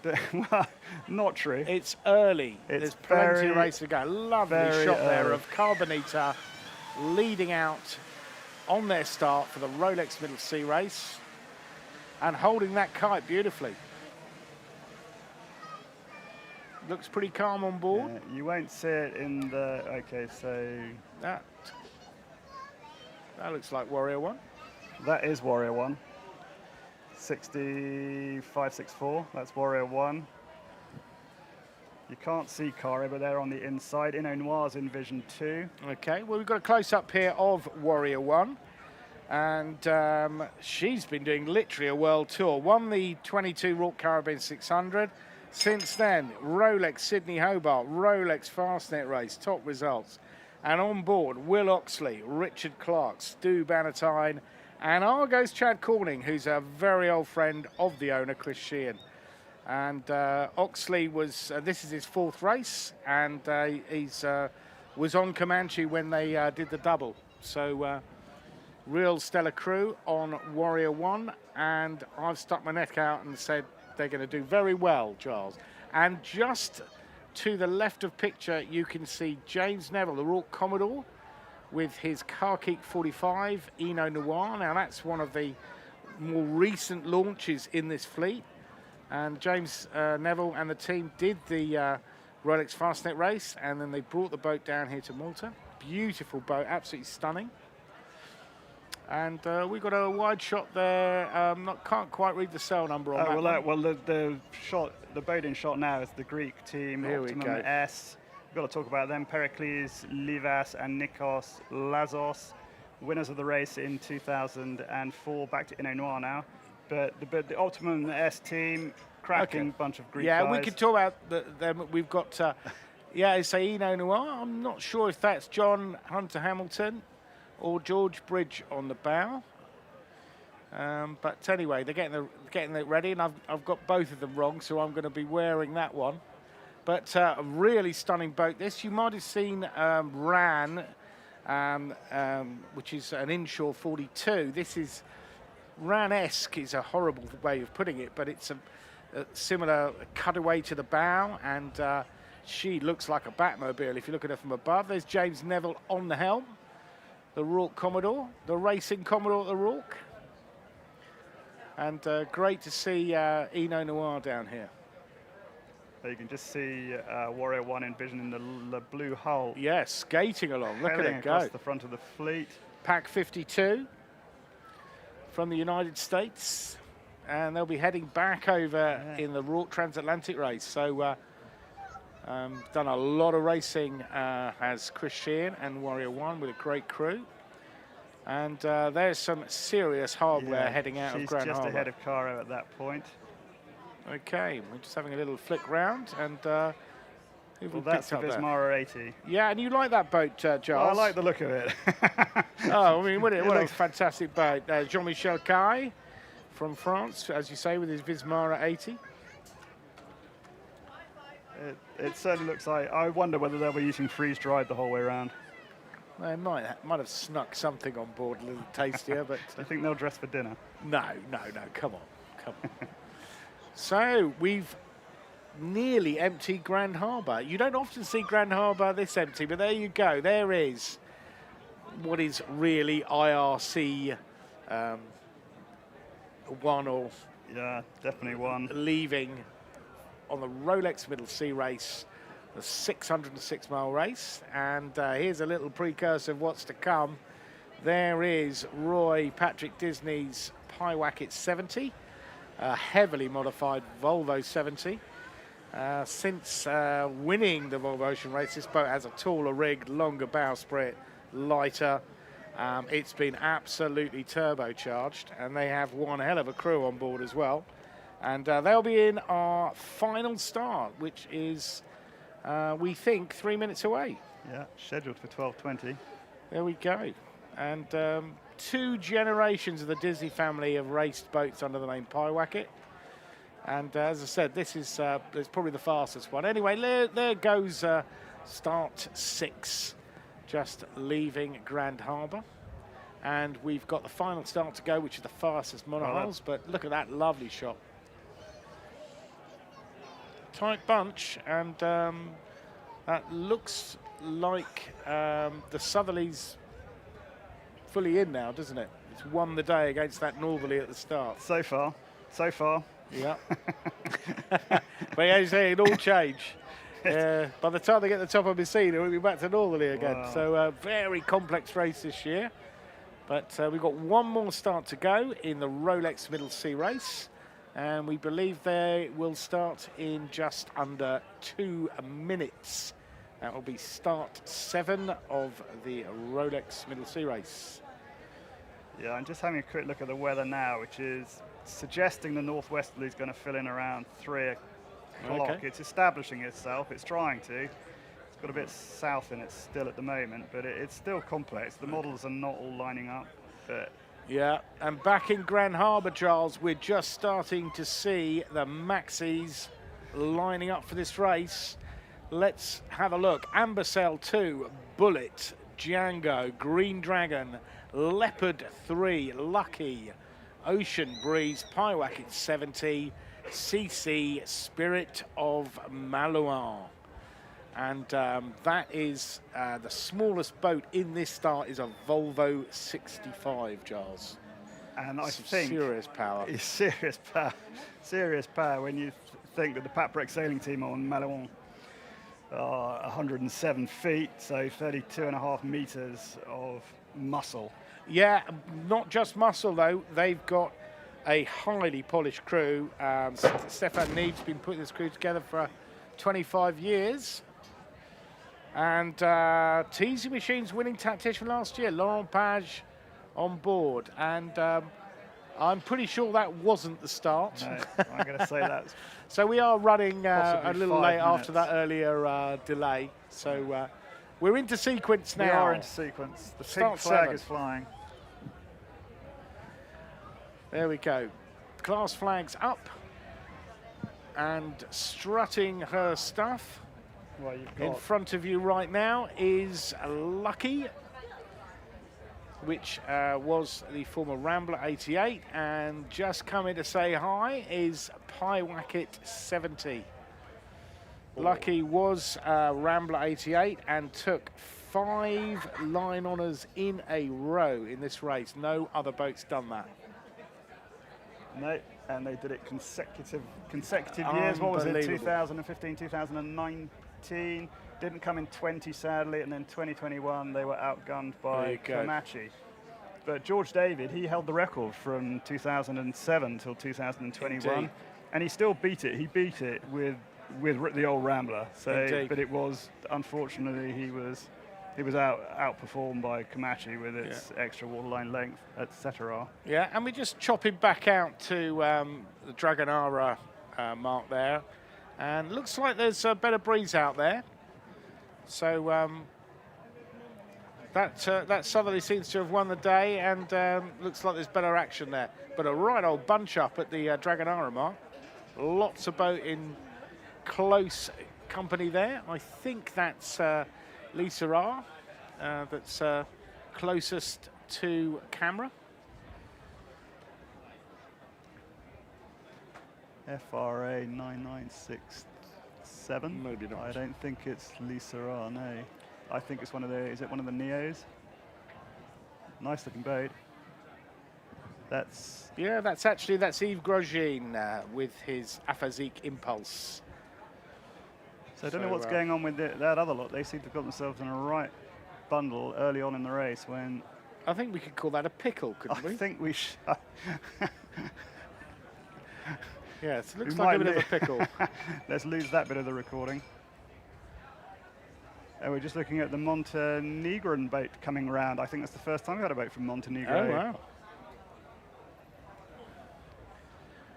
Yes, so anyway, it looks like there's good breeze out there in Dragonara and flying kites. Yeah. So Still flying their bodes kites. well for that trip to Capopocero.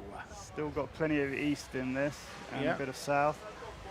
And we reckon after that delay, we're probably just under 8 minutes, just under 7 minutes to the start of the big boys.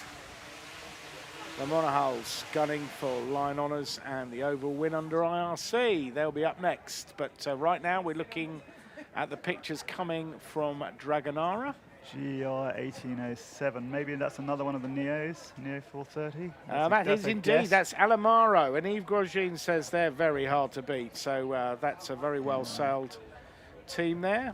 Interesting. Roman Puchdev from Germany in a Neo 400. Yeah, it's a brand of boat that They're we doing see well. here. They're doing well, aren't they? Yeah, And Yves said that they're on a whole sort of 11 or 12. So that's going very well. And that 570 showed a few. Showed a clean pair of heels, didn't it, leaving the harbour? It did. But anyway, as we watch the IRC one boats leaving on their way to Capopocero, next up we've got the big boys, and why don't we hear from Roy Patrick Disney, Pyewacket 70.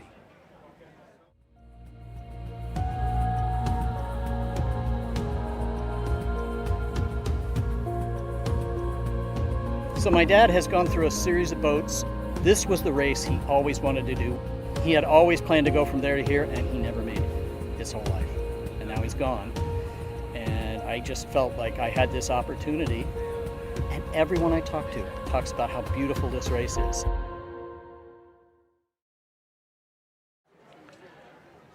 Well, Walt Disney, the company, 100 years old this year, and great to see Pyewacket 70 here at the Rolex Middle Sea Race.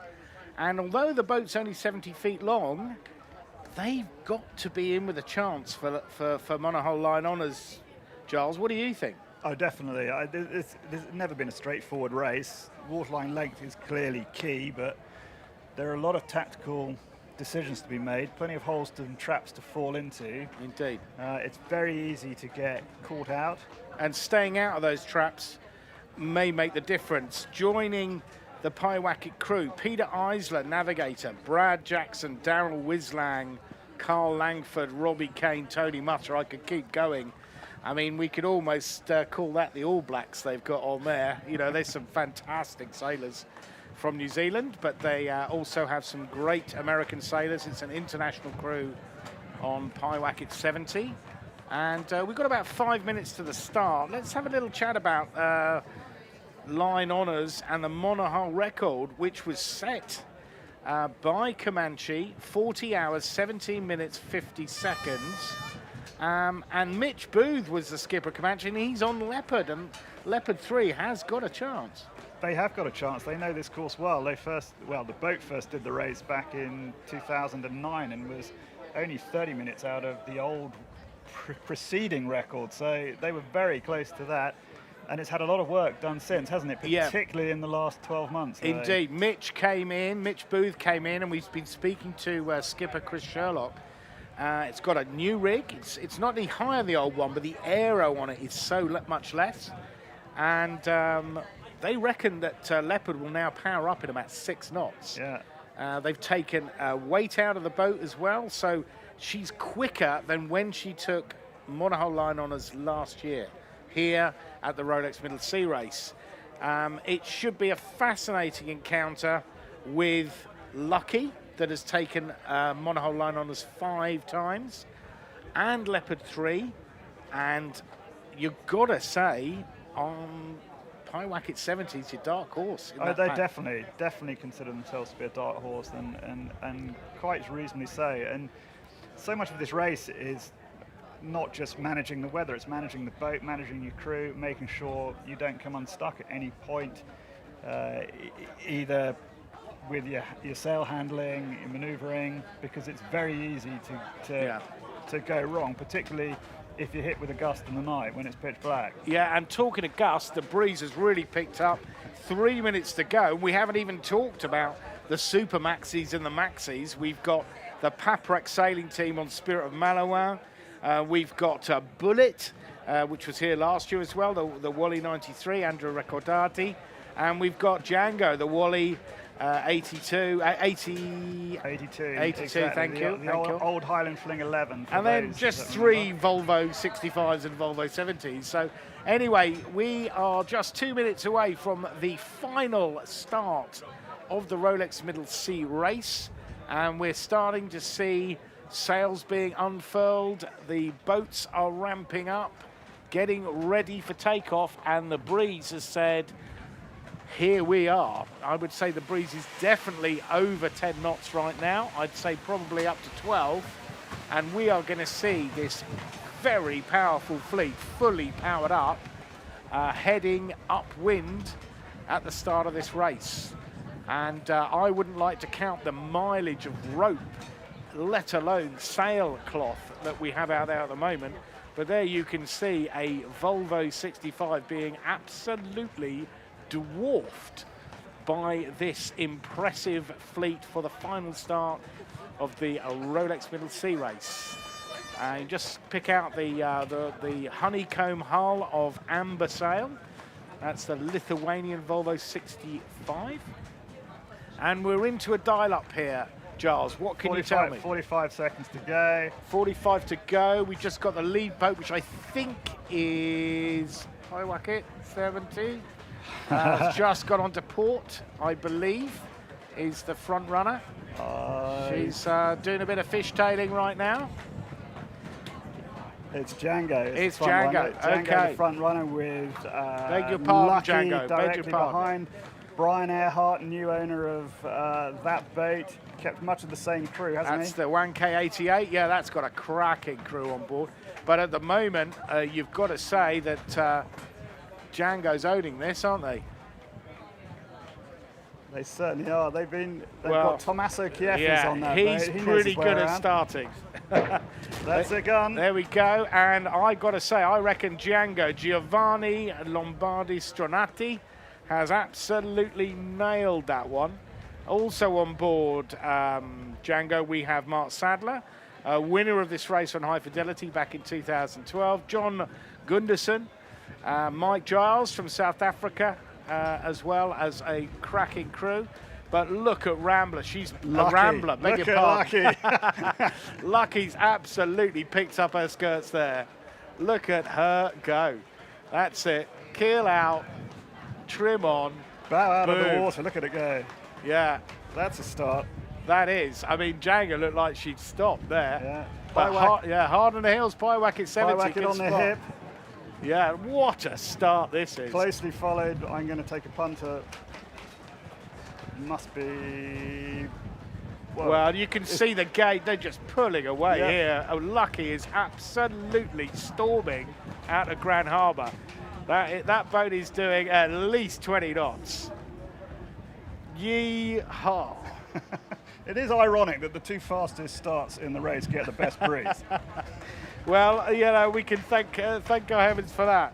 And look at this. I think if you hadn't been already wowed by Lucky when Paprec Sailing Team and Spirit of Malouin come past us on the 107, you're going to super wow with that. Look at the masthead, Louis, well over our heads. And here we go. Everybody's got their cameras out here, I can tell you. Good luck to the Volvo 65.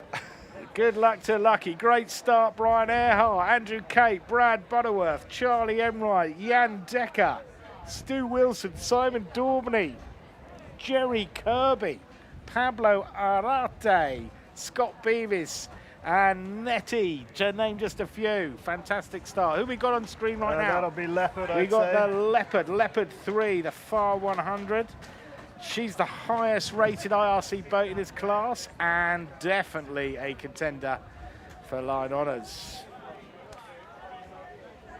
Great crew as well. We've got Willie Adatil, Mitch Booth, Corrado Rossignoli, Guillermo Altadillo, I beg your pardon, Neil McDonald, Paul Stambridge, Jerry Mitchell, Will Bestie, Tom McWilliam. Cracking crew. And that's a lovely beauty shot there from the drone. Good work, guys. Look at all those fat head mains. That's some serious hardware. Stop getting overexcited, Louis. But that's that. They've gone, Louis. Oh, not yet. Hold on. Come on. Can we keep it rolling? Great pressure on there, but, you know, Lucky, cracking start out. But Django won the start, but Lucky just took off, didn't she? She did. And I'm just going to correct you on one more point, Louis, because I need some beer tonight. Lucky is the highest rated boat in the class, not Leopard 3. Oh, that's at least a half. And I tell you what you can do. You can buy me a bottle of Kreiter, which happens to be a sparkling wine. Oh, no. Oh, no. Well, I hope it's not an expensive one. And not a 1973 vintage, put it that way. Anyway. But here you go. You're watching the last start from the 2023 Rolex Middle Sea Race. And they're rolling out in great pressure. We had some light air starts. We've had some heavy air starts. But I reckon, Giles, we've left the best till last there. Oh, absolutely. That was cracking. That's what we come to see. Even though it was over really quickly, they just shot out of the harbour. That is just stunning to see. They're obviously got bigger sail area. They've obviously got more breeze in the harbour for this start. But it's just an immense show of power. Yeah, and a nice shot there of Green Dragon. And that has charter guests on board, up against the big boys. That's probably worth a ticket just to start, and they've got to do the whole race. So good luck to the Green Dragon crew. I think they're going to get their money's worth later on. Yeah.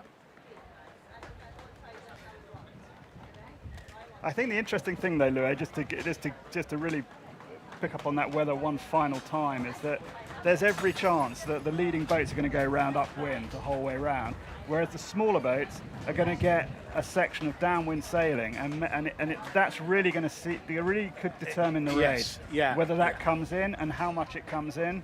Yeah, I mean, stay tuned to this race because it might look like it's over, but it looks like the latter part of the race might actually suit some of the smallest boats in this race. It's not over until it's over, you know, and it really is difficult to tell whether. We asked Mike Broughton, the weather expert, what boat would you rather be on? Spirit of Malouin, Wally 107, or Calypso a J99, and he couldn't tell us. The wind is absolutely taking off here. I'm glad to say that the... That's a great sight, isn't it? We're just looking over, we're on the La Baraka Gardens. You can just see our little tented area, which is lovely beneath the siege bell. And it's like trade winds up here, Charles. It's fantastic. And the crowd's still standing. The 200-year-old olive trees are swaying. It is absolutely magnificent. Absolutely magnificent. Here in the Grand Harbour, Valletta, Malta. And that, I'm going to say, is lucky. Schooling the rest of the maxi class. Yeah, gone. I mean, just gone. We're back up to Dragonara, back up to, this is the class 1 boats going round. Yeah, I think that was Eno. Yeah, well, you're correct. Yeah, that's Wild Joe there. Yeah. So that's clearly been a ding-dong, hasn't it? Yeah, it's quite interesting to see that they're making hard work getting round there. You're just wondering whether there's a big shift in the breeze as they're going around there. Karkik 47 looked like it was going past then. Back to Red Bandit by the buoy. That's a young German crew, isn't it? Fantastic. Peter Forster, he's put a sailing team together. He's very much another one. This is very much the sport, isn't it, Louis? Yeah. Bringing on young sailors. And it's important we realise that. Spirit of Malawan, though, on screen right now, the Pat Breck sailing team. That's the biggest boat in this race. That's the Wally 107. And an absolutely fantastic team on board that boat. Laurent Page, you haven't mentioned him. I did briefly. Did you? Did briefly. But winner of the race with Teasing Machine last year? Correct. And that's a Jules Rolex Super Maxi. And it was originally designed for inshore, but it's been... The new owner has commissioned substantial changes. And that's actually going to be doing the Rourke Transatlantic race after the Rolex Middle Sea race. So that's an offshore Wally, and there aren't too many of them. Well, we went from having none to one last year, and we've now got 3. Exactly, fantastic. I'm not quite sure who they're locked on horns with there. I'm going to take a punt on Pyewacket. Yeah, so that's an interesting matchup, isn't it? Where you've got Pyewacket on the soft sails, and Spirit of Malawan on something a lot harder, and that just goes to show that, they'll be sailing at different angles. I would hazard a guess that Spirit Malawan is managing to stay a little bit higher of Pyewacket 70 there, which is probably giving them some dirt. So, these passing lanes are difficult. Just behind in third. That's Leopard. Yeah, that's Leopard. Look at that. I mean, what a collection. Here we go, behind Leopard. That must be exhilarating, standing at the helm of that. Unbelievable. I mean, just unbelievable. If only it was like this for the next 600 miles. I doubt it will be, Charles, somehow. No. But you have got volcanoes and islands to go round as well. You have. If you've got time to look out of the boat, this is the race to look out of the boat. Look at the scenery. It's simply stunning. And at night and day, those 2 volcanoes can give you a display, particularly Stromboli. Yeah. No, it's also interesting. I know we're on a wide shot here, but it looks like the air is quite heavy, and you often get that when you get a change in wind direction, as we have had. Yeah. And the southerly does tend to blow up from Africa with some sand in it, so that's looks like a Scirocco. But looking at that, there's the Lucky's got some separation from those boats behind, but we're back looking. That's Stortbecker. That's Stortbecker, Katharina Westphal. Yeah, another young team, a great bunch of young sailors from the Hamburgische Seefahrtverein, which has been going for over 100 years. Do I get a beer for that one? You can have one back. Give you a glass of Kreiter. And that organisation's been going over 100 years, bringing young sailors into the sport and making them responsible for the boat. They don't just get put on a plate. They've got to sort it out. And they race all over the world. They did the Rocher Baltic Sea Race and very nearly won it, actually, in 2022. That's a long shot of Leopard there. You can just see the Leopard on the... that's a closer shot of Leopard. Yeah. Look at the size of that sail area. That is enormous. So for people who follow the Rolex Middle Sea Race, Leopard's had a massive refit since she took line honours last year. I'd say a lot Mitch quicker. Booth on the helm? Your eyesight's better than mine. But that's the Mighty Leopard 3. And great to see her here at the Rolex Middle Sea Race. I think that's a steady pair of hands on that helm right now. I'd say that's Chris Sherlock just looking at camera right now. Yeah, so in front of him. Yeah, and maybe they're up again. Maybe maybe. Yeah. Could be the owner up on the high side. And I'm going to say that was Tom McWilliam trimming the kite. There you go, one for the Irish. Lovely, lovely shot there. We've got Spirit of Malawan.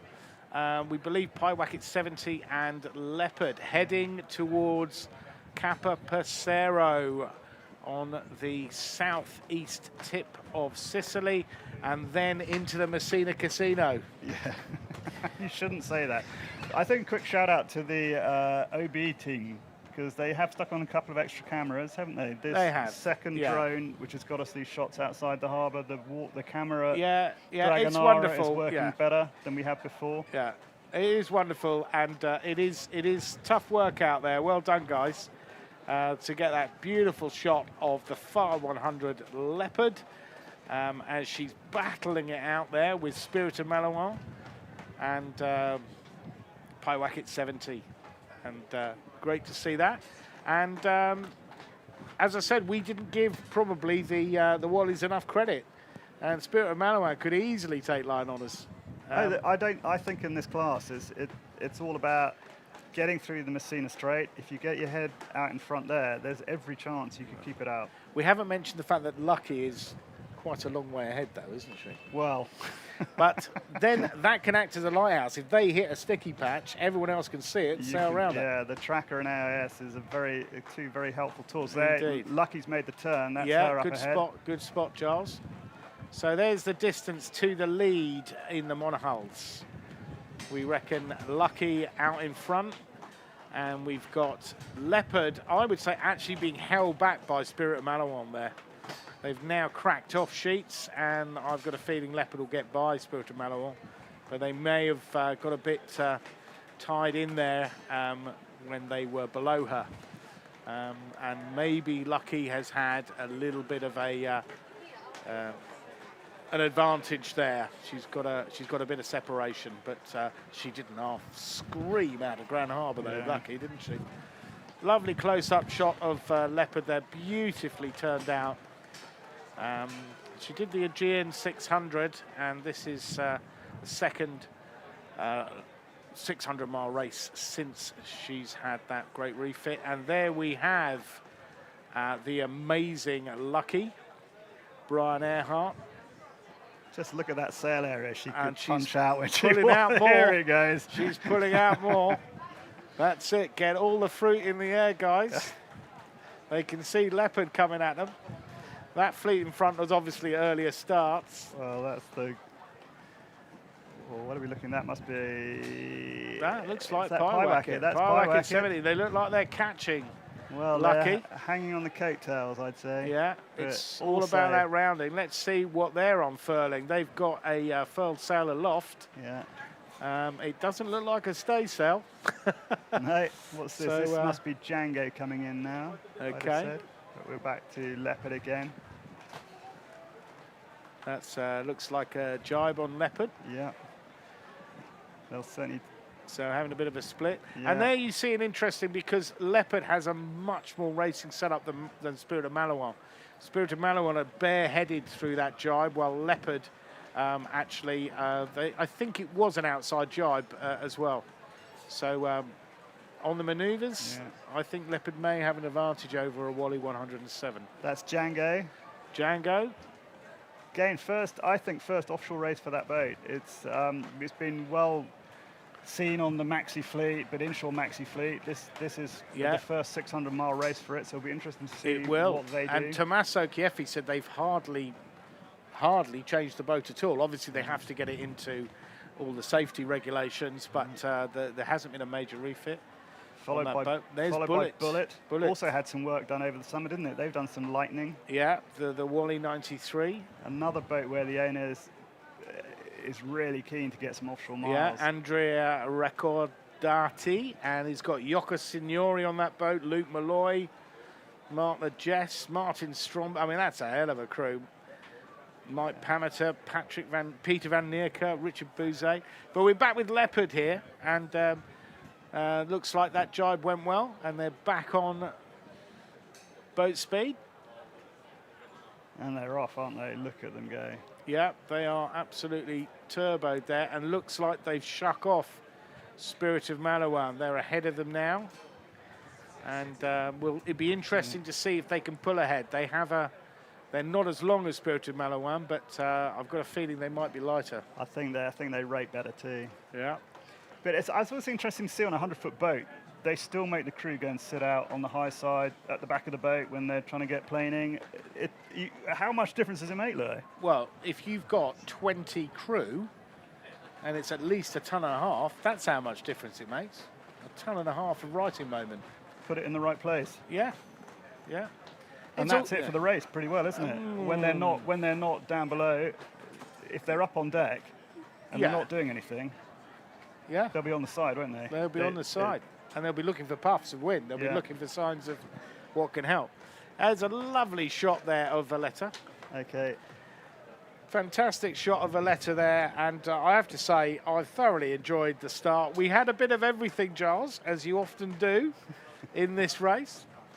And we had rain, Louis. It was a first. I know I shouldn't point to that. But Look, we did have two utterly spectacular starts. The multi-hulls and the final monohull start. Yeah. But in the middle, we saw what this race is really about, and that is the middle, smaller boats, the crews that make up the bulk of the fleet, those who are going to be out at sea for 3-4 days, maybe 5 days, maybe 6 days for some of them. It's going to be harder for them than it is for the guys on the bigger boat. And what an experience. And what an experience. Super experience for them. Hey, Giles, that's all we got time for. Thank you for watching the start of the Rolex Middle Sea Race fans. You can stay tuned as the Rolex Middle Sea Race unfolds by going to rolexmiddlesearace.com, and you can follow the race on social media with the hashtag Rolex Middle Sea Race.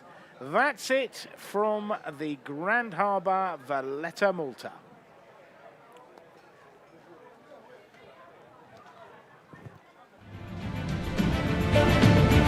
Thank you for watching the start of the Rolex Middle Sea Race. Stay tuned to all the action as it unfolds. Go to rolexmiddlesearace.com and follow the race on social media. Thank you for watching the start of the Rolex Middle Sea Race. Stay tuned to all the action as it unfolds. Go to rolexmiddlesearace.com and follow the race on social media with the hashtag Rolex Middle Sea Race.